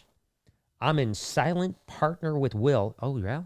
No, every time I do a video, he's always like, you mean our collection? Okay. My Venomous collection is vicariously owned with Will. Because I can't afford to own Venomous. So there you go, Will. So there's your Sasquatch guy. Let Roses Burn is the one that made my doll, by the way. You guys were admiring it. Really? Yeah. Let Roses Burn did this, so loving the podcast. Did you get to work with Hyenas? Well, you've worked with Hyenas. Yes. I have been in with Hyenas a little bit. So yeah. So let's see, what did it say? Oh yeah. Did you ever work with, what is it? Browns. What's Brown Hyenas? Is that what she's talking about, or which one is she talking about? I don't even know what that means. I'm not entirely sure either. Or unless she's talking I only about, worked with spotted hyenas. That was it. But unless you're talking about the I Australian. guess ever work. Yeah, I guess I don't know enough about hyenas either, just other than that, the spotted ones. Yeah. So Well, you got the stripes. The stripes really cool. They got big mohawks. yeah. Awesome. So I'm sorry, I'm an idiot when it comes to, if it's not. We got some. What's this? Creeping it Rob? real. Creeping it. Oh man, Who's the this creeper. guy? On that note, I drank a Monster and half of a lemonade. I'll be right back. All right, yeah, Will's man. gonna be back. So Rob, what's up? We were just talking about you last night, Rob. Yeah, that's true. We were talking about you. You want to tell us what we were talking about, or should we just keep that to ourselves? No, I'll just keep it to ourselves. Yeah, I mean, it was pretty bad. It had was something to pretty do real. with, it was, Rob, we love love you, you, dude. man. But if your ears were burning at about 8:30 last night, It wasn't us. It wasn't us. We weren't doing anything, but no, it's cool. So okay. Should we do Amanda? Hey, Amanda just said, Brian, Jeremy, thoughts on berm ball hybrids. What do you think, man? Is that possible? Yeah, it is possible. It is berm balls, yeah. Yeah. Yeah. So I mean, You guys did a bunch of hybrid stuff, though. Oh yeah, we've done hybrid stuff in the past, and Kevin, I mean, true to the evil morph god, I feel like his subsidiary would be evil hybrid god.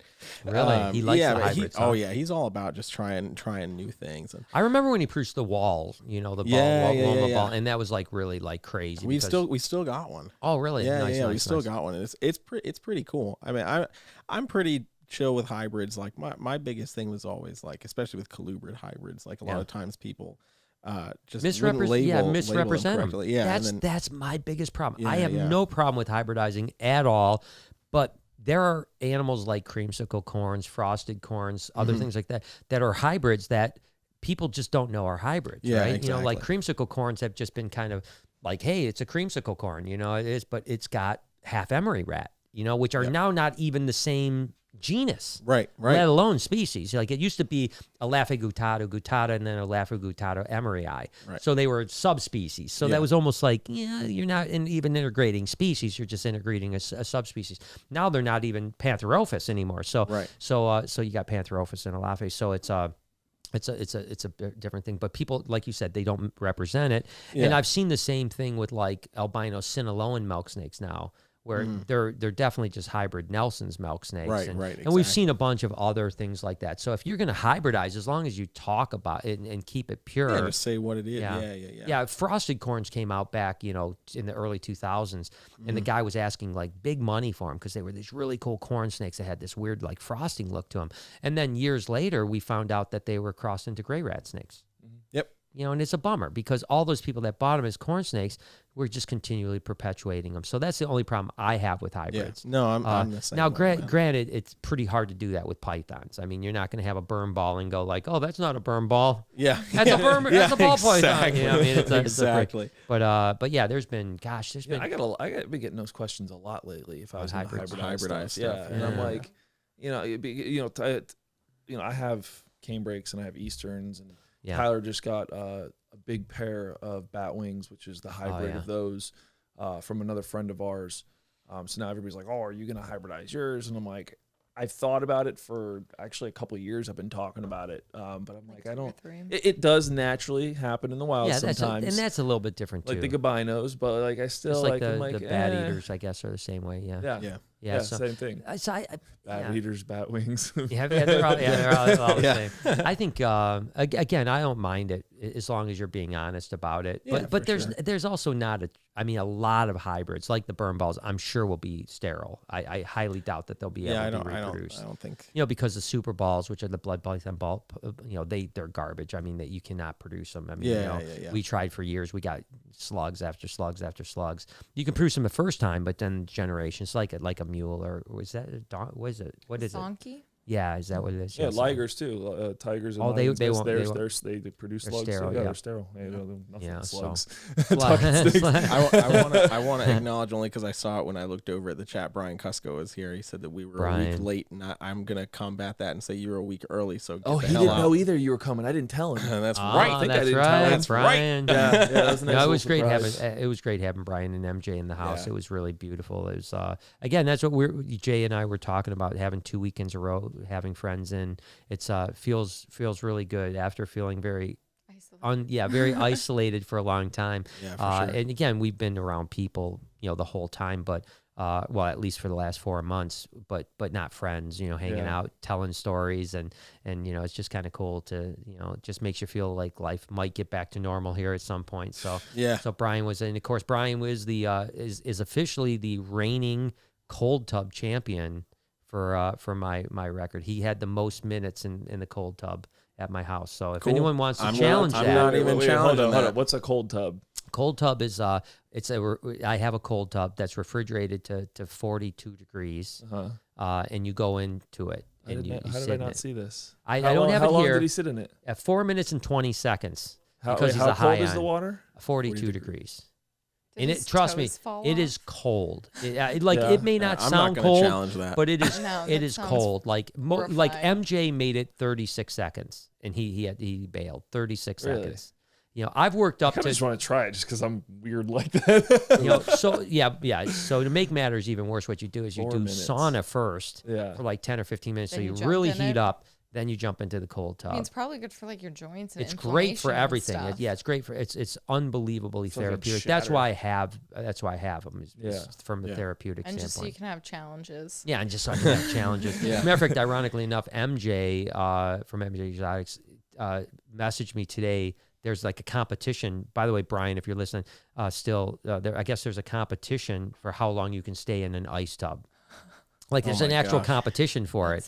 And so I told MJ, me and him are going to go do it. But MJ only lasting 30-some seconds. He's probably not going to be a good partner. Yeah, not a good teammate. Yeah. Not a good teammate, Nope. but he's but it's just fun to have people out, hang out, and this is what, when we started podcasting, this was what our vision was, is to every week just have people in, hang out. Next weekend we actually have. I'm actually excited about this one.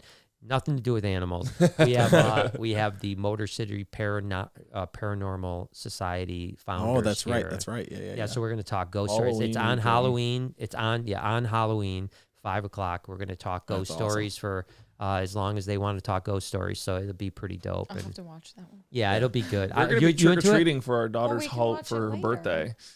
Oh, that's right. Yeah. Yeah. No, Halloween's you our can daughter's take her birthday. out. You can watch the podcast. Watch it later. So you a paranormal person? Am I? Here Like, we do I go. believe in Yeah, it? I do or- believe. Yeah, I do. Yes. No, I believe Oh, in it too. 100%. Yeah. I had some weird experiences when I was a Yeah. kid, and it's forever scarred me. I'm so into it, man. I'm Yeah. so into it. I like it. I've been since I was You young. should meet my buddy Scott. Why is that? Dude, I 100% believe in that stuff, but I will not. You're not going on a ghost hunt. No. If I had some holy water. Holy water. Like, Okay. I don't Yeah, know. man. Yeah. I Before don't we know. move into a house, every time she completely God bless it. smudges the house. I Yeah, sage it. I do all this stuff. I sage don't it, fuck with that. Yeah, she Like, even said that when we got to the Airbnb. She's like, "Oh, I wish I had some sage." Yeah, for yeah, her." she did. I will say every now and then I get freaked out. Like I used to travel a ton, right? And, to Europe, all over the place. And sometimes you stay, especially in Europe, you're staying in like, Airbnbs or bed and breakfasts that are literally 500-600 years old, and you start thinking like, or hostels, you start thinking like, man, I wonder if this place is haunted. You know what I mean? Yeah, Like, I wonder yeah. what's going on. You get freaked out. We've been looking, since our endeavors with houses is never the best. yeah. We've literally pulled up to places and I'm like, leave. We're not going inside. We're not Wow. going to live here. Like, We're not going to live here. Yeah. Amityville horror happening, huh? yeah, I'm just like, let's out of the driveway. Like, Oh my gosh. yeah, I that's don't crazy. mess with that stuff. But Yeah, doesn't bother me. Yeah, scared me as a kid. Deliberately, I had a really good friend in middle school, and I went to her house, and she pulled out a Ouija board. Never went back to her house. I was like, like, I hate, no, you're not my friend anymore. I was like, I'm sorry, I can't associate. Don't talk to me ever again. No, I think it's, I've just been fascinated with my whole life for some reason. I've had a lot of experiences. I'm sure I'll talk about them next week, but some of them next week. But it's things that you literally can't explain. I mean, and we're not talking about like, oh, I saw a shadow. I mean, we're talking like significant events in my life that were like obviously unexplainable. So I'm anxious. I'm always very, very interested in it. And so I'm excited to chat with people that actually do it. Will I go on a ghost hunt? I don't know. Yes, See, my whole thing is I 100% think. Let me see pictures of the place first. Well, I've heard stories and things where things can follow you and get attached. That's my whole thing. And I'm like, I don't want to bring anything home. I don't want. Yeah. I don't want to dabble with it to an extent. What we got? She was saying the brown hyenas. Oh, the brown hyenas. Yeah, but we did answer it. So yeah. So I'm sorry. I apologize for not knowing. I literally. As much of an animal guy as I am, there is some massive gaps in my knowledge of certain animals that are, I wish I had more time and maybe, I always talk about bandwidth. Did Cusco say something else? I saw his name right there. Yeah. Let's see. Just so you guys know, I'm pretty sure there's no water rings on the table. And it wipes off because people are. Oh no! The tables. No, the tables. Yeah, don't worry about the table. Oh, really? There's a puddle of water under her drink. I can't look away. There it is. Yeah. No, we're good. We're good. No, this table. Actually, when the guys, were so awesome for making me this table. Excuse me. Just choked for a second. Corona. Get the holy water. Yeah, it's green. Right, we were just talking about that. Yeah. Green pea soup's gonna come out of my mouth. No, they actually drove this through a rainstorm. Really? It was in the back of their truck, like a pickup truck. They drove it through a rainstorm, so this thing is waterproof. So for the OCD, spill your water. Just everybody spill your water. Yeah. So for the people that are OCD, we're gonna be okay. We're gonna be all right. We're gonna be okay. We're getting through it. But yeah. So I don't know. Anyways, like I said, paranormal stuff is something we talk about. It's funny. I went on a herping trip one day, and we were just staying in Florida, but I was with a bunch of these guys, and they had their kids, but we found this like abandoned insane asylum. Like, oh wow, that's cool. They tore it down a couple years after that, but like it was at night when we found it. So we were like, "What is this place?" And we found a sign, and it was like, report Sykes to this area. It was super weird, but like we didn't even know it was there. We just stumbled across it because it was like all enclosed in forest. And we're like, "What in the heck? That's crazy." Why is this a couple here? Years ago, there was like a fork in one of the electrical outlets. I was like, man. A couple years ago, there was a abandoned asylum about 30 minutes from here, and they did tear it down last summer, but it was empty for probably 8 or 10 years, and we went there a couple years ago with Noah and filmed a video for Noah. And a lot of like, it was creepy as hell. It's like 4 stories. Yep. There's a basement that we went into. I mean, it was creepy as hell. And it's all painted like, when you walk in, it's like graffiti out, and it's like, welcome to hell. And literally you go in rooms and there'd be like urine samples, like on the ground. Like it was crazy. Like it was like when they left, they just left everything. Broken bed. It was, it was really wild. That's how that one was too. But there was a lot of crazy stuff that, like weird things that happened. But what happened was we got home, it was like, that was pretty creepy. And so like 2 days later, Noah was editing the videos actually. And like it was late at night, like maybe 11, 12 o'clock at night. I'm sitting on the couch. He's at the table editing. And all of a sudden he throws his headphones off. He's like, holy shit. And I'm like, what the heck was that all about? He goes, wait a second. He puts his headphones back on. He's editing, he's like, rewinds. Holy shit, throw his headphones. Because you got to hear this. And literally as we were walking out, like we're leaving and kind of doing the end of the thing, you hear a voice. I'm talking crystal clear. We did not hear it at the time. Crystal clear, just saying, night, night. Like, I mean, like someone talked into the microphone and said, night, night. But you couldn't hear it. We did not hear it until the editing. Yeah, and it's, but it literally was like as clear as day. And there was a couple other things that we caught on tape but could be explained. Like, maybe it was a cat that ran through the hallway or something like that. Or just someone's soul. Yeah, it could be a demon. Whatever. But so it's really interesting. You know the story of Sleepy Hollow and Katrina Van Tassel? Yes. I'm related to her. Get out of Her here. mother's maiden name is Van Tassel. Gosh, that's crazy. Yeah. Wow, you are demoned. No. Yeah. Now you have spawn. You know, she makes fun of me. She says I Witchy have no stuff. soul all the time, and I'm like, really? Really? Yeah. You're the one that's yeah. There's a whole Halloween story made Yeah. after your family. Yeah. And it's kind of funny because like now Coral is born on Halloween. And Yeah. Oh, wow! I didn't that's even right. think about that. That is so creepy. I've always wanted to do. I saw that Salem. You know, they always have their thing. They're not doing as honestly, big of a deal we went this year. to But Salem. did you go? Yeah, It was when we left. We stopped there on the last day. Was it I've cool never or was seen it- her so disappointed in my life. It wasn't that which cool. sounds horrible, but so like one of my degree now is actually in maritime studies. Oh, nice. So I was super excited to go and everything because that's essentially what Salem was actually built on. Right. It's not the witch Sure. trials and Sure. everything. Like that's what they were known for at the time and kind of still are to an extent. But I think too it was like off season. Yeah, we went it on a was, Monday. but- Everything's Okay. closed on Mondays, but we at least walked around and it was like interesting Yes, to it was see. cold. Yeah. Yes, it But, was cold. It was cold. It was interesting to see how like the people that live there like actually view this stuff or whatever. Okay. And I don't know, like it was a cool experience. Like I'm glad we got to go, but it was not. No, which was. anything It's kind of I like was going. Like I've always thinking. wanted to go to Ponxsutawney for Groundhog's Day. Yeah. Yeah. I've heard it's the same thing. Like it's not what you think. It's so It's like one commercialized. day yeah. a year that they're actually there's people there, Yeah. Yeah. but it's just that one day. Yeah. You just It's like they make their entire money for the year on that one day. It's like Yeah, I Salem. can't imagine. Salem makes all their money for the year on Halloween. Yeah, I wonder how it'll go this year. You know, I've got a friend that owns a haunted house here, like a haunt. You know, not an actual haunted house, but it's one of the. I think it might be the largest haunted house in the country, and it's like whenever you see like Travel Channel shows on haunts, it's called Erebus, and I talked to him. He's going. It's happening right now. But a couple months ago, he was freaking out because, like you said, he's got 6 weeks of people coming to visit his haunted house, and that's it. Yeah, That's his I whole would income never for the wanna year. own. Honestly, that's like low key one of my biggest fears when we go to buy a property in a house. It's going to be haunted. I'm like, right now we're stuck. We just spent all of our money on this place. Yeah. You can't get away. Yeah, can you Like, imagine buying the Amityville Horror House or something like that? Be like, Yeah.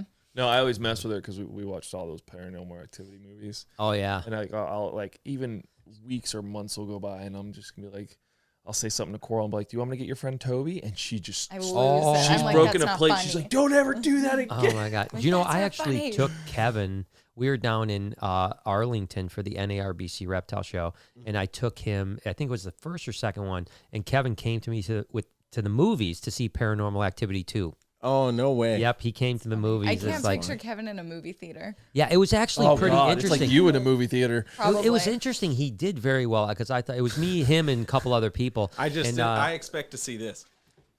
I mean, that's what I'm doing right now, honestly. He's Well, you I'm know like what- over here Needing the guitar. spinning. Somebody give me. I need a shred real quick. Yeah, no, he was actually very, very calm. And if you remember the Paranormal Activity movies, I mean, they're very slow in the beginning. Oh yeah, It's like the first hour is like, okay. the last 5 there's- minutes you're like, Yeah, like the "What?" last 5 minutes Yeah. goes crazy. Like the first hour. 100% staged our house even after watching it. I was like, no, Oh my Oh, god. yeah. Yeah. Oh, no. and then something fell off the wall like 2 weeks later. She lost it. Oh, Really? like, I told you we Like should have it watched fell this off the wall negativity. and broke, and she freaked. We were I was- also sleeping. yeah, we were sleeping. Actually, Oh, no, yeah. it didn't. Excuse me, I stand corrected. So it was a little creepy because it was a light bulb.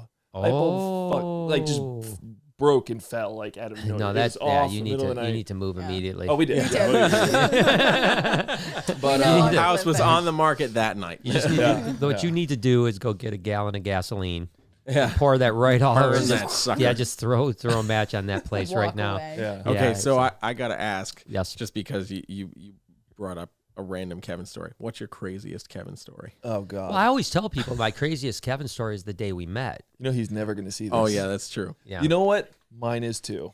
Yeah, That's really. our only Kevin story. Doesn't matter.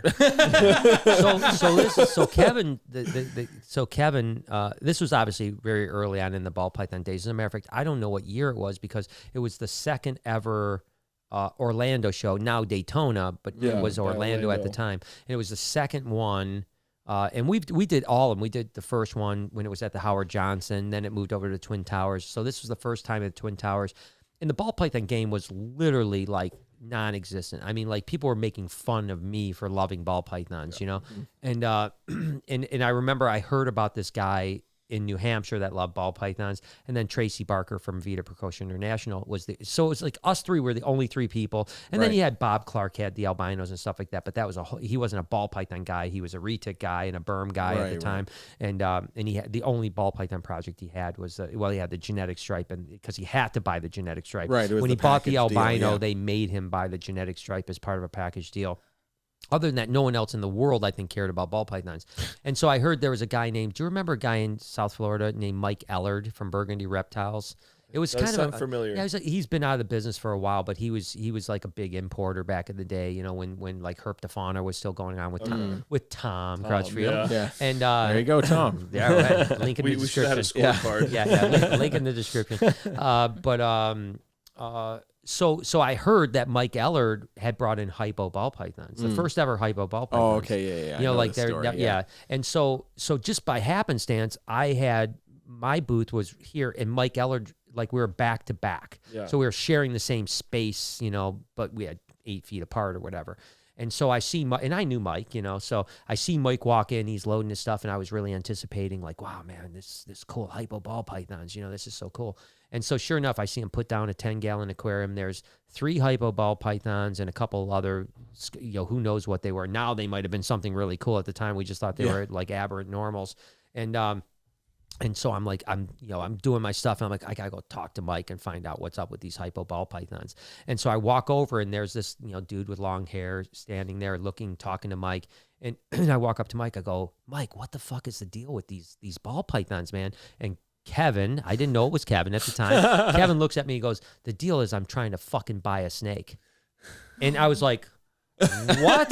Like, what the hell is your problem, man? And so I walked away. The funny news is so Kevin bought one, I bought one, and Tracy bought one, and that was it. They were $500 a piece. There was 3 of them. We each got one, and then I found out it was Kevin, and I hated him for like 2 years. Like every time I heard something, I'm like, that guy's a dick. An asshole. He's a dick, you know. And then just by happenstance, we ended up at the ETHS, which was the East Texas Herp Society meeting together. We were both speakers, and you know, so we're just there, and again, I was like, that guy's a dick or whatever. And then we ended up going out to lunch with a guy named Bernd Bechtel, which is like a legend in the you know, business, and we went out to dinner together, and we hit it off. We just started talking, and the next thing you know, we've been like dear friends for 28 years or whatever since. And it was funny because I told Kevin that story, I don't think the last time I was at Nerd, but the time before, and he had no recollection of it at all. Yeah. Like he remembered buying the snake, but he had no recollection of telling me to go F myself. So that was my Kevin story. Oh man, that's funny. And that's just on Bernd Bechtel, you know, I think Rob and I we'd watched one of the podcasts or vlogs. So you had brought him up, and then we started asking Kevin about him. But Rob and I found his book. Did you find the color view? We bought the book. Yeah, it was funny because someone then like messaged me later saying that was Dick Bartlett's book, not Bernd Bechtel, and I was like, I am looking at the book. I'm looking at the book as I'm typing you back right now. I'm looking at Bernd Bechtel's book. I said, pretty sure it wasn't Dick Bartlett, but thank you for your comment. You know, I appreciate it, but it was kind of funny. But yeah, no, he was a great guy. I mean, he's an old timer dude. Produced the first leucistic Texas rat snakes, and as a matter of fact, at that lunch, he told us a story about the leucistic Texas rat. He had got a leucistic Texas rat snake from the wild back in like the 70s, like late 70s. Oh, and again, he was a dermatologist for a living, so he was an MD. And but he just loved reptiles. You know, that was like his passion, and in particular, colors, the different pigments of reptiles. So he gets this leucistic Texas rat snake, and he breeds it. The male dies. The male leucistic dies when the female is gravid. Then she lays a clutch of eggs in the water dish. Oh, no. 2 eggs left out of the whole clutch that didn't die, hatches a pair of heads. raises them up, and produces Leucistic Texas 2 years later. So, man. so it's like that's how close Leucistic Texas rats came to never existing. Never existing. Yeah. Wow. Because there's never been another one found. That Sheesh. was the only one that was ever found. And so it's cool when you hear that type of history, you know what I mean? Oh, yeah, for sure. And, Mom's like, I will not let this legacy live. Yeah, exactly. It was Jeez. crazy, you know, but it ended up working out. And now all these years later, they're a pretty common animal, you know, Yeah. but That's insane. But it's cool to, like I said, I love the old timer things. You know, like I think I've said this before. I think that it bothers me how few new herpers like don't even know so many of those old herpers' names. Not even what they did, but they don't even know their names. Know who they are, right? Exactly. You know, I've said even like Mark Bell. You know, he's not an old timer by any stretch, but he's been around for the beginning of the herpetoculture part of the industry. And, you know, he could walk through Tinley Park and no one would know who he is. Right. Not one person would. I mean, we would, but outside of us, like no one else would even know who he is. And that's sad to me. You know, it's like, you know, it's a bummer. And Mark was kind of still a younger guy. I mean, there's so many guys from, you know, John Ruiz was a guy that, you know, was literally had the largest collection in the world for probably 10 years. And no one even knows who he is, or Gary Sipperly, or, I mean, the list goes on. And so I've always wanted to do this, like, this video series that's called Legends of Reptiles, where you would literally like cover all those old timers really cool. and Yeah, that what would be they did, you know, and even the Venomous guys, you know, I mean, again, from Bill Haas all the way down the list. I mean, I find that amazing. Yeah. I mean, think about from the Venomous standpoint, Anti-Venene and on would never be the same if it wasn't for Bill. I mean, Bill like literally like changed the world. Yeah, he changed the world. You know what I mean? And look what you know, Whitaker's even doing. Yeah, like, with Rom, people don't even know who he is. Yeah, it's crazy. I'm like, how do you not know who this man is? I know. I want to go over and visit him sometime. I mean, that would be like, that's high on my list. My friend Savannah is friends with him from Gatorland. Yeah, Savannah. And so she said that she would like let me go with, like, she does a lot of stuff. Yeah, going over I know. Yeah, and so she's like, if you want to go visit, bring me and I'll make the connections and we'll go do it. So I think that's like high on my list. For sure. That's awesome. Yeah, but like you said, just it's crazy, you know, just to think of, you know, that people don't, you know, think of, you know, who's paved that way, you know, and I'm very, and it's not because I think they don't care. I think they just have never been told. Yeah, exactly. So, you know, I would like to, you know, one day I'll do that, maybe, you know. I think not like I'm busy, at least. Yeah, you know, true. It's, you know, true. in my free time. Dude, Brian just sits on his ass all day. We can try and go to where I think it's Costa Rica and catch that crocodile and take the tire off its neck. Oh yeah, I don't think anybody's done that yet. No, I know that Gerard Gallant, or isn't that Gerard Gallant? Is it? It's Gallant. There's been a bunch of people that said they were going to do it, but nobody's done it yet. I can't believe I remember. He was on Joe Rogan. He's a friend of mine. Forrest Gallant. Thank you. I'm so sorry. Forrest Gallant. Yeah, Forrest Gallant went there for Animal Planet. Yeah, a bunch of Australian guys. I think, yeah, as a matter of fact, what's the guy that's like the croc wrangler in Australia? Which one? Yeah, no, he's got a show on Nat Geo. Oh my God, he's a cool dude. Anyways, he was down there trying to catch that croc. So no one's been able to catch that croc. That's a smart ass croc. Said she was going to do something about it. Who else said they were going to try and do something about it?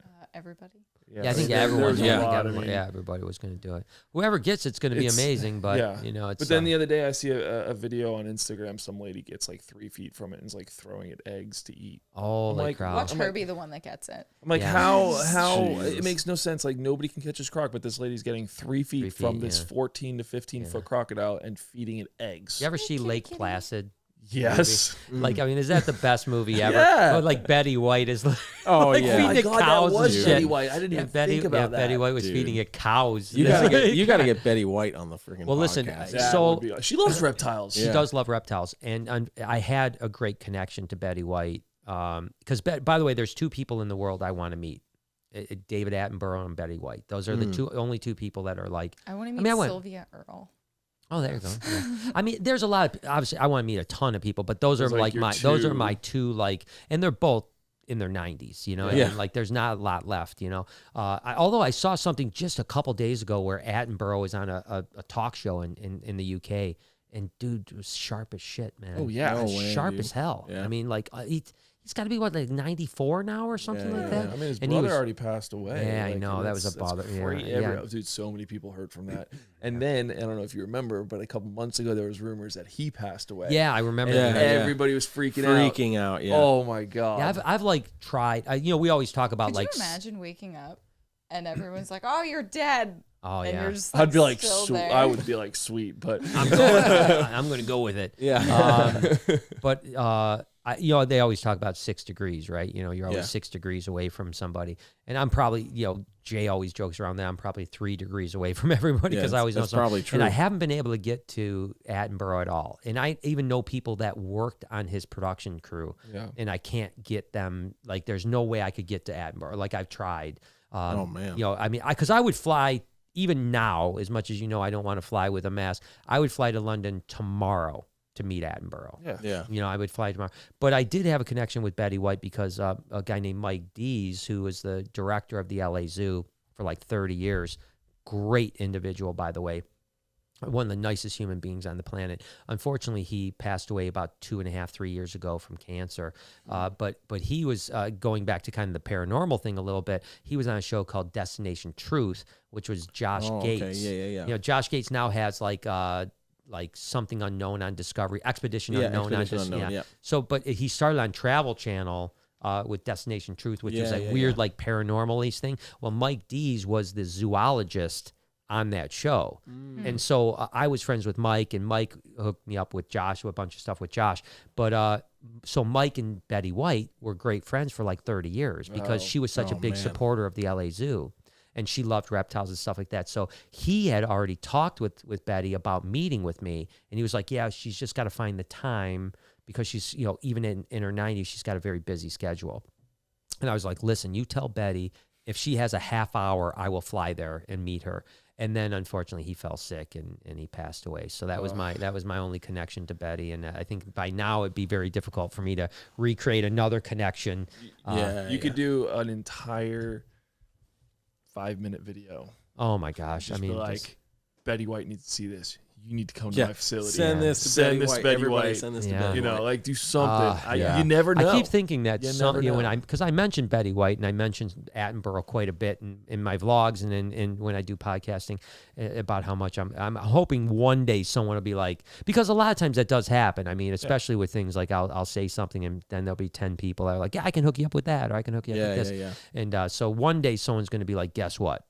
David Attenborough's my great uncle, or something like that. Like you can come meet him anytime, same thing with Betty White. But right now, I'm just hoping. And like I said, the window is definitely getting shorter, with those guys, unfortunately, which is a shame. But but hopefully they'll live a long time. They seem to be pretty together for their age, Yeah, for sure.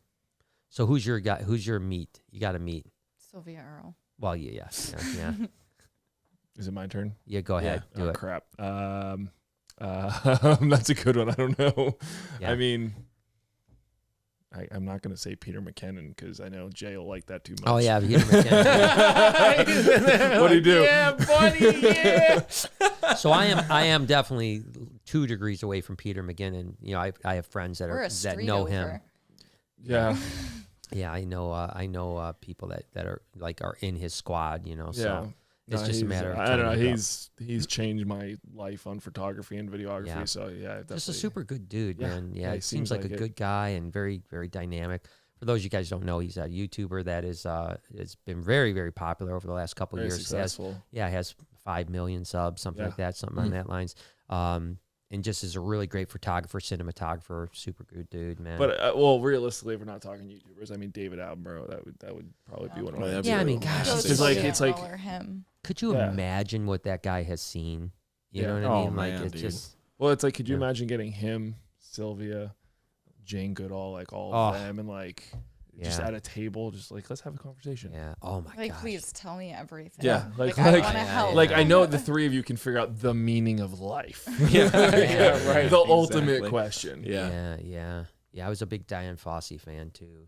So it's incredible what those people did for conservation. I mean, it's just insane. And Attenborough alone is just, as a matter of fact, I will say that it was a little shocking to me, to be honest with you. So, I'm really good friends with Bob Irwin, who's Steve Irwin's dad. Yeah. And I was a little bit surprised. One day I was at his house, and he Attenborough came up, and he said point blank, goes, hands down, the best animal presenter in the world ever. And I was a little surprised to hear it from him. You know, I'm like, really? Like, your son wasn't too bad either. Yeah. Like, he was okay. You know, your son was okay. Yeah. People's life goals. He still is. Yeah, still is. I mean, you know, like, I've told people I wouldn't have started YouTube if Steve didn't die. Really? Not because I wanted Steve to die, but what happened was when I never wanted, I was like you talked about something, like, I don't want to be in front of a camera. People might be surprised to hear this. I hated being in front of a camera. I hated everything. But when Steve died, you know, several months had went by. I think it was almost a year before I started my YouTube channel. And the only reason I started, I was like, why is no one picking up the torch here? Not thinking that I could ever be Steve, because that would be an insult to his legacy. But I just thought if I could just take a piece of that and spread how much these animals mean, why not try? And I still say this to this day, there will never be another Steve Irwin. No, but I think that there could be 100 people that add up to Steve Irwin. Of course. You know, or 1,000 people or whatever it is. Educating the animals, you know, that's the goal of all of us. You know? I think that's like interesting though, like how it's come up before, like you were saying, people make it like a competition. Right. And it's like, if you're really in it for the animals and like, you all have the same end goal. Like, why? Yeah. Do we My make car it would look so a lot much? better than it does. Oh yeah. You know what I'm saying? But like, why do we all butt heads and like not just Well, it's so funny. do something together? It's like you've said, you know, I mean, there's a saying that says, you know, all boats rise in the tide. And I think that it's weird when, like, even on YouTube, because that's my platform, it's weird how other people will look at my success as hurting their success. Yeah. When I don't agree with that. I think that when someone else is successful, all it does is potentially grow all of our markets. You know, I mean, like, I've worked with a lot of YouTubers, big YouTubers, not animal people, but that, like, you know, like even like Logan Paul, who's a great friend of mine, and you know, he's amazing. And he's usually very gracious about shout outs on YouTube and this and that. But like he even told me at one point, he's like, yeah, you know, because I said something about Instagram, and he was like, nah, that's the one thing I don't do any shout outs on Instagram. And I thought to myself, like, why? Like, if you shout me out on your Instagram, is that going to hurt your Instagram? Yeah, right. You know what I mean? Yeah. And that's not a bash on Logan, because like I said, he's done a lot for me and he's a really great dude. But it's just weird how some especially bigger YouTubers are like really weird. As a matter of fact, there was even some animal YouTubers that were out at Jay at Prehistoric's place and ended up not tagging some of the people that were involved. And they said the reason they didn't tag them was because they thought it hurt their algorithm, which is just not even true. Not even true. You can tag whoever you want. You can, you know, promote whoever you want. I mean, and why not? You know, like it's like, well, I've never worried about that. Like So I've watched this kid Upchurch the Redneck. He started as a comedian, became a country rapper, but I love him to death. I think he's funny as hell. Yeah, and so the other day he put a video up, and it was something about, like, you know, you need to change as you grow. Like, if you continue to grow, like if you're worried about people holding you back, you need to drop those people. Right. You need to keep evolving. You need to keep getting better to better yourself and what you're doing. Right. You know, and it was a very good point. It's like people just try to jump on and ride those coattails, as a lot of people like to say, unfortunately, but it's true. And it's like, you need to push away those people. And like, if they're not going to help you get better, like, you need to get rid of them eternally. Like, it's, well, I'm a big proponent of getting negativity out of your life. Yeah. No, you know, I tell people that all the time. It's like if you're cleansing. if you're negative and you're around me, I will cut you out of my life like that. Yeah. And I don't care who you are. I don't care who you are. You're and these guys, all my crew knows that I would rather have attitude over aptitude. You know, I want people that are upbeat, that love what we do, want to be a part of what we do, believe in the future, and they can learn everything afterwards. You know, I mean, it's like, you know, that's my thing, and it's so yeah, cutting negativity out of everything is huge for me. But like I said, I also think that we as a community of animal people, we have, you know, listen, the world is not getting better for animals. You know what I mean? The environment, you know, and when you do go over to, say, Africa, you know, you really see the first time I was in Africa, it was unbelievably emotional for me. Like, people talk about save the rhinos, but until you're on the ground there, you don't even understand what that means, really. It's just like, of course you want to save the rhinos, but then you get on the ground there and you see what's happening, and it's so devastating. I mean, it's like emotionally like, and there's something, there's a saying that says, once you step your foot on the continent of Africa, you can never get the dust off your feet. And it's really true. I mean, it's a special spiritual place that, like, I've never felt more at home than when I've been in Africa. I mean, I just love it. And but when you see, and we did, go to a relatively fresh kill, poach, and like I mean, I cried for a half hour. I mean, I literally broke down and cried because I saw this beautiful animal that was just murdered because of a horn. Yeah. And so, so we as a, I think that's where I love Steve Irwin. I think that all his detractors that talked about stuff was a shame. I thought he was an amazing person. And it's like he talked about, if you can get people to love these animals, then you can change their perception, and then they're going to want to save their animals. Yeah. And that's my thing. Like when I do educational shows, I don't throw a ton of information out. I just want the kids. My goal is I want the kids to have such a great time that they're going to go home and Google stuff themselves. Right. That's what I want. Like really important. Yeah. And that's like honestly one of my favorite aspects of like being a zookeeper, working with animals, is like giving those people that like come to the facility or wherever you are and like changing their perspective, or like giving them like one incident or opportunity to like have a new view on everything, to where that, like you're saying, they go home and they're like, wow, that was actually pretty cool, or like they have life-changing moments. And it's interesting because like a lot of my professors and stuff, when I first started college, they all went through and told us like their one, like what made you want to be here. And it was interesting to see like how everybody like had one of these moments throughout like some point in their life with an animal or going to a zoo, and they're like, after that specific moment, like I knew like I want to be able to help next, or like I want to be able to do this. And like it really can be life-changing for like a lot of people. Oh my gosh, yeah. And that's what you realize is when you're working in that environment, when you guys are doing tours and you guys are doing shows and working in the zoos, sometimes that couple minutes you're spending with that person can change your life forever. 100%. And that's what you have to understand. And as we're winding things down here, because you guys have been in the zoo community and a lot of people would love to follow suit, what is your advice for those people if they want to spend their life in the zoo world? I mean, what should people do if they want to move in that thing? I mean, first thing they're going to have to understand is that they're not going to make a lot of money. Yep. Yes. So you got to be super passionate and not go after about the money. So, but what are the steps, since you've already done it? What would you say? What mistakes did you make, and what would you do differently? Well, I think there's two routes you can take, and I think we both come from each of those routes separately. Actually, perfect. So when people ask me, I tell them, find your local sanctuary or rehab or facility that has animals. Yeah.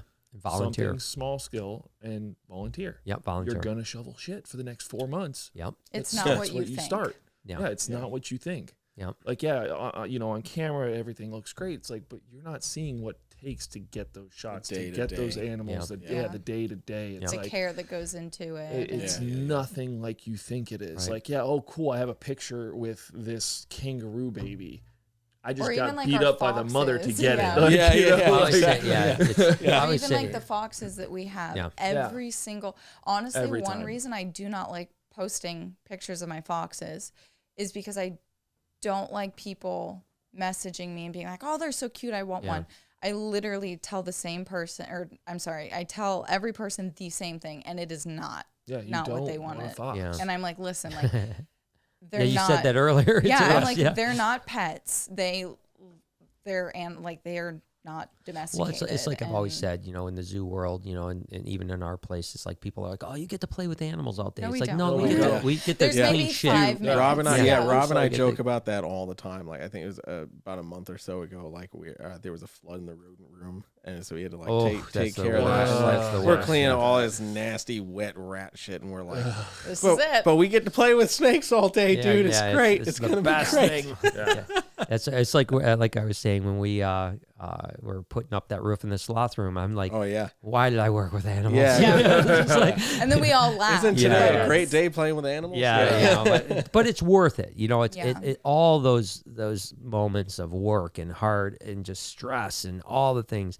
It's still fucking so worth it. Oh, you yeah. know what I mean? It's 100%, so yeah. worth it. I you mean, know? how many hours have I sat in my vivarium room just staring at those tanks?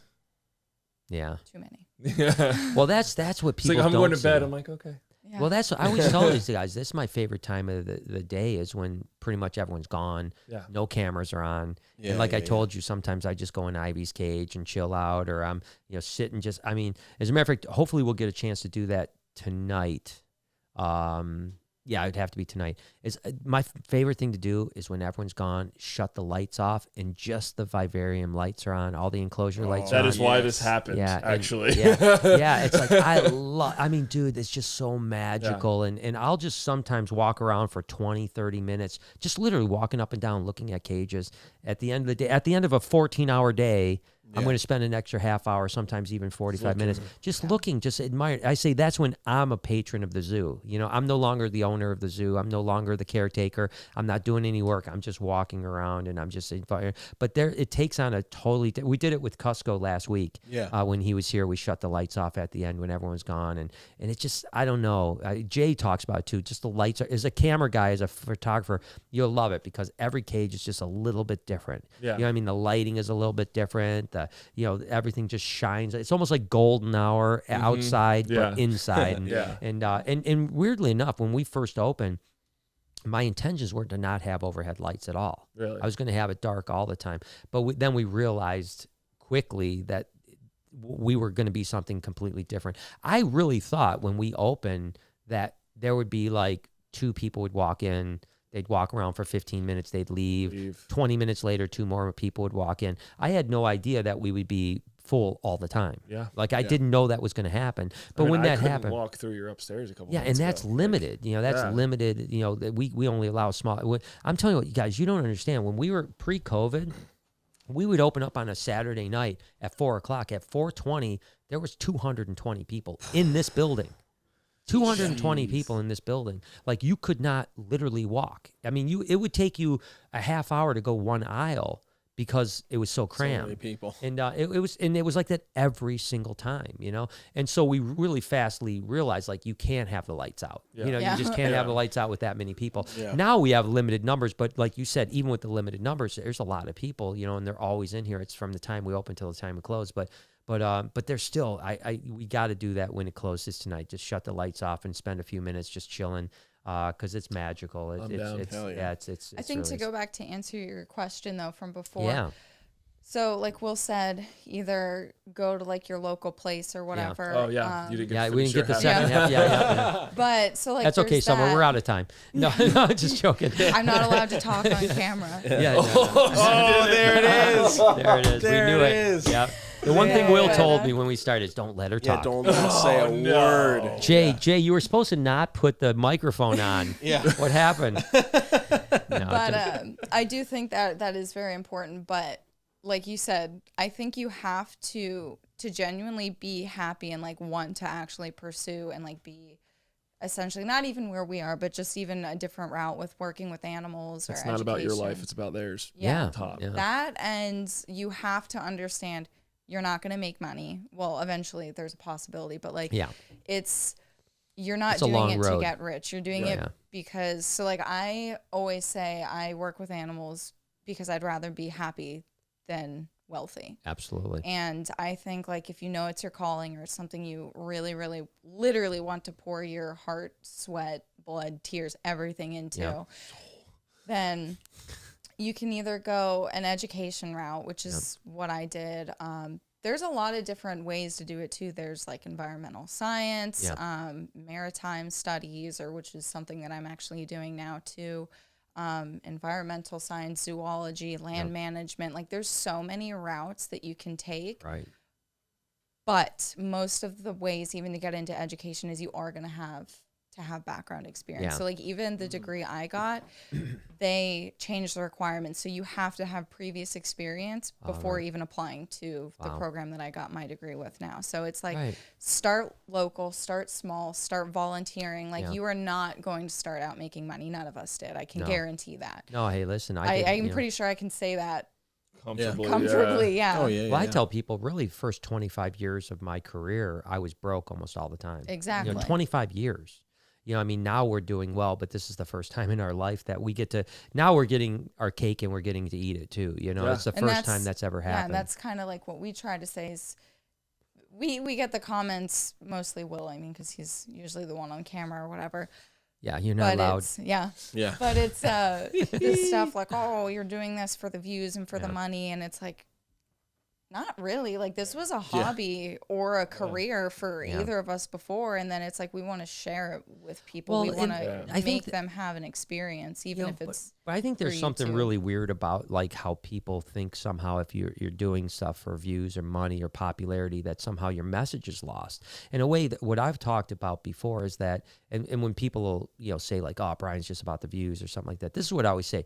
You can have the best message in the world, and if no one knows about it, what the hell does it matter? Yeah. If you're not reaching people, and that doesn't mean you have to reach millions of people. If you're reaching 10 people, 5 people, you're still reaching people. But if you want to stand on your high horse and reach nobody because you have too much, oh, well, I'm too good for this, or I can't possibly clickbait somebody, or I can't. Hurting yourself. Yeah, you're not. Your message is not getting out. And what is more rewarding than doing what you love and making great money?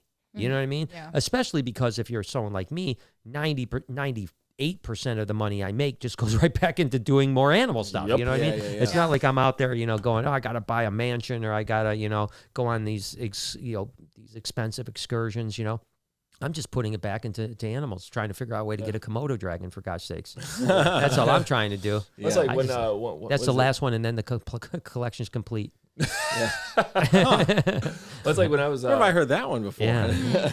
I don't know. Yeah, right. Like we have a Patreon too, and I was getting tattooed. Yeah, shout that out, by the way. My Patreon. Yeah, what is it? Will Nace. Will Nace. So Patreon Will Nace. Go show him some love. Boom. Thank you. No, but like I was getting it all tattooed goes back one to day. the animals. Yeah, of course it does. All of that money. Yeah, I mean that's the strictly thing. for the animals. Yeah, when you're supporting someone on Patreon or YouTube or memberships or buying merch, I mean all you're doing is supporting your mission in life, which is to change people's minds about animals and stuff like that. So every dollar that goes into your Patreon is like, it's not like, oh, I'm supporting him so he can go out and have great dinners or something like that. Which so it's important. No, so it's super important. So definitely please show him some love. Well, I was getting tattooed one day, and I think that was the last time I did a live stream on YouTube, and somebody was like, oh, this is what you waste your Patreon money? I was like, actually, no, he's doing it for free. Aren't you, Anthony? My tattoo artist was like, yeah, I'm doing it for free, actually. So I was like, I hate people like that. Why even say anything? Yeah, I know. And that's the thing. If you were, listen, the fact is that, although I've been transparent that we're doing pretty good in life right now, most of my life, I probably was making $2 an hour. Most of my life, you know what I mean? It's like I was literally making hardly any money and working 120 hours a week. Yep. You know what I mean? It's like I literally, if I don't deserve what I've got now, I don't know who does, because I sacrificed for 25 years. All I cared about was doing stuff that animal wise. That's I didn't care about making, and I still, honestly, right now, if you came to me and said, Brian, you're not going to make any money in the future, but you're going to continue to be able to do it, I'm in. As a matter of fact, Eugene Bissett, one of my favorite quotes anyone ever told me was, and I bet you any money if I said this to him, he'd be like, I didn't say that to you, but because he probably doesn't remember, but it stuck with me. I was probably 20 years old, and he said, Brian, the fruits of our labor are our labor, and that's all that mattered. You know what I mean? Like what we get to benefit is just to keep doing what we're doing, man. Yeah, very true. And that's a great thing. And then all the other stuff is extra. Yeah. If you do make money or you do then that's a bonus, man. That's just a fucking bonus. The truth is just being able to wake up and come into this place or your old place or nerd.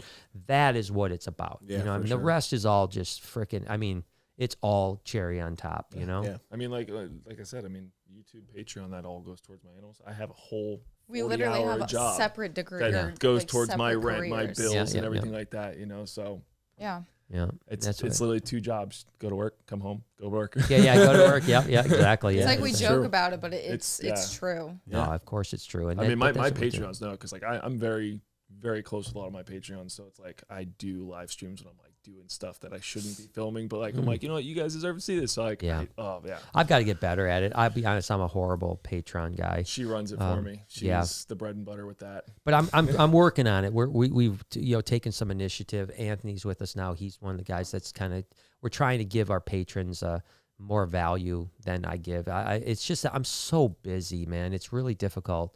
I wanted to see this. I just saw this one thing. Cat Smith. Let's say after for the paranormal stuff. One of the TV shows is going to do Joe Exotics. That's right. Did you guys hear about this? Oh, that'd yeah. be So wait, what? It's Ghost Adventures on Halloween. Is that going the to Oh, be they're doing- going to his Yeah, going to facility. do Joe's that's awesome. Exotics The guy facility. who Yeah. always wears the black shirt. Yeah. And he has Zach Bagans. Zach, yeah. Zach Okay. Bagans. Yeah. Yeah. They'll find a ghost in the fucking bathroom. I told Yeah, you. oh, I mean, it 100%. doesn't They need matter. to go to Yeah. Carol Be like, oh, Baskin's. there's a ghost in this pie. Yeah. You They know? need to go to Carol Baskin's place and check Yeah. the meat grinder. I told Yeah, you that's where yeah. the wolves Oh, came yeah. from, right? They Yeah, I came knew from that. Joe. Oh, okay. Oh, yeah. Joe. Yeah, that's crazy. No, knew this that other was kid from went to go Jeremy. pick up. Yeah, he went to go pick up some wolves for a buddy of mine, and I didn't even put 2 and 2 together. But he was going to Joe's to Joe pick them up. Exotics. Well, it's really crazy, right? I'm sure you guys feel exactly the same way as I did. Like, we knew everyone in that documentary. You know what I mean? yeah. Like, The only like, you person know, I didn't know yeah, is Carol- Doc. Well, I mean, I know of him. I don't know him, and I Personally. don't know Carol personally. Yeah, I don't know but everybody Carol. else, But yeah, I don't know. Yeah. I've never met Carol, but everyone else in the doc, with the exception of the guy that took over Joe's place, I don't know who Oh, he yeah. is. Yeah. I don't know his, but yeah, everyone else I'd either met or I knew or I at least talked to or Yeah, ran well, into. and Mario's like family to us. Yeah. and I McCarthy's. love Mark. Yeah, I Yeah. mean, McCarthy. We only met them 2 years ago now. Yeah, 2 they're years such ago. good people. They are and- some of the nicest people. yeah. Like, But it definitely makes the doc more interesting when you know everybody, right? Oh, You yeah. know? It's Yeah. so funny Sure. because our phones were blowing up, Oh and I my was like, "Oh my god! god!" Like, And have we're you like- seen this? Mario's on it, or the McCarthy? I'm like, yeah. what are you guys talking I would just about? send people the picture of Mario and Holding coral. Isn't Yeah. it weird how, like, if you really looked at who came across good in that doc, Mario was one of them. Yeah. Mario And was this one is of the them. guy that talked about murdering Have you somebody. seen that meme or whatever? It's like, man, the animal world's really effed up when the guy that was a drug lord Comes out is- on top. Yeah, it's like the most normal of all of them. Yeah, Yeah, right. Scarface, you know, and he's like, but he, you know, he's I just, fucking I love love the him. fact that he just owned it. You know, Yeah. he's like, yeah. I mean, what am I going to tell you that I wasn't there when he chainsawed the guy? You know? It's like, you're like, well, I guess that, and I think that's the best way to deal with those things, right? Is just own up to it. They Because do if you try to, sensational, like you said though, like it is all TV. So like we know like some of the stuff or whatever, and it's like, oh my god, that was. Yeah, Well, when I there's a was lot. watching it, I was just like, that's well, this is Yeah. what I've said. This is what I've said. They filmed for years for that Oh, yeah. doc. Many They years. could have made that look anything they that was wanted. filmed Oh, at yeah. least 6 years ago. Yeah, they could have made that look as any way they wanted Because- to, though. You know what I mean? In season 2, when Mario pulls in, that's my car behind him. I was Right. working for him, so that was at least 6-7 years ago. I was like, that's crazy. Like as Yeah. soon as I saw that, I was like, that's my car. Yeah, it was. But like I said, they probably had footage to make Joe look great, and they had footage to make him look terrible. Yep. And they chose to go the way they went. You know, which worked. I mean, it was a huge hit. Free and, Joe. you know, it's, but yeah, no, we got to watch on October 31st, Ghost Adventures. Zach Bagans. Yep. We're gonna go do Joe Exotic's place, and I should be guarantee you they interesting. will find some ghosts there Oh yeah. because they find ghosts everywhere. I've never seen one. I actually like that show. Weirdly Yeah, enough, I from an used to watch it all entertainment the standpoint. time. Yeah. Oh Just yeah. Travel Go. What is that, an app? It's an app. Oh, Yeah, Travel Go. at Come that. on. They should Boom. just pay me for that shout That's out. true. Travel Go. Sponsorship. Yeah, Yeah. actually, Discovery Communications now owns all that. They own Sci-Fi, Travel Channel, HDT. Discovery bought a lot. Yeah, they own almost everything now. So So I was right. yeah, more or less, it's the Discovery Communications Network. But no, I'll watch it probably after I get off the podcast with my paranormal folk. I'll probably Yeah. watch it. I mean, why You not? better get some black lights in here. I know, gotta get and- some. You need some to little get you ghosty those little things. spooky Ooh. ghosts. To I know we're gonna get the hang. Ouija board. No, I won't do Nope. the Ouija No. board. That's I'm what out. Summer's like. Yeah. I'm out. never going back to the reptarium if I see a Ouija Unless I board. can Actually- sage in here before. Yeah, actually, yeah. There's It's a actually one basement right in over the here. woods. As a matter of fact, let's put it on. Burn it. But guys, thank you so much for coming and hanging out with us. It means the world to me. We had a great time this weekend. We'll obviously see you guys tomorrow. But yeah, so like I said, I'll put a link in the description to all their guys' stuff. Definitely check out the videos that Will shot. You didn't shoot anything, unfortunately, but that's okay. Still, Donnie didn't give me a camera. Yeah, but I'm just sniping photos. have you seen his camera room, bro? I know. Borrow one. Yeah, borrow one. You got plenty. But it was really good, man. I appreciate you guys. This is awesome. I love the perspective, and we had a great time. So, Thanks for so cool. having And me. thank you guys, everyone, for joining us us tonight. I appreciate you guys. We will see you Wednesday on Checking In, and then next Saturday for the Paranormal Halloween Extravaganza. Boom. All right, guys. You have a good night. Thank you so much, guys. All right, Later. peace out, guys. I have to pee so bad.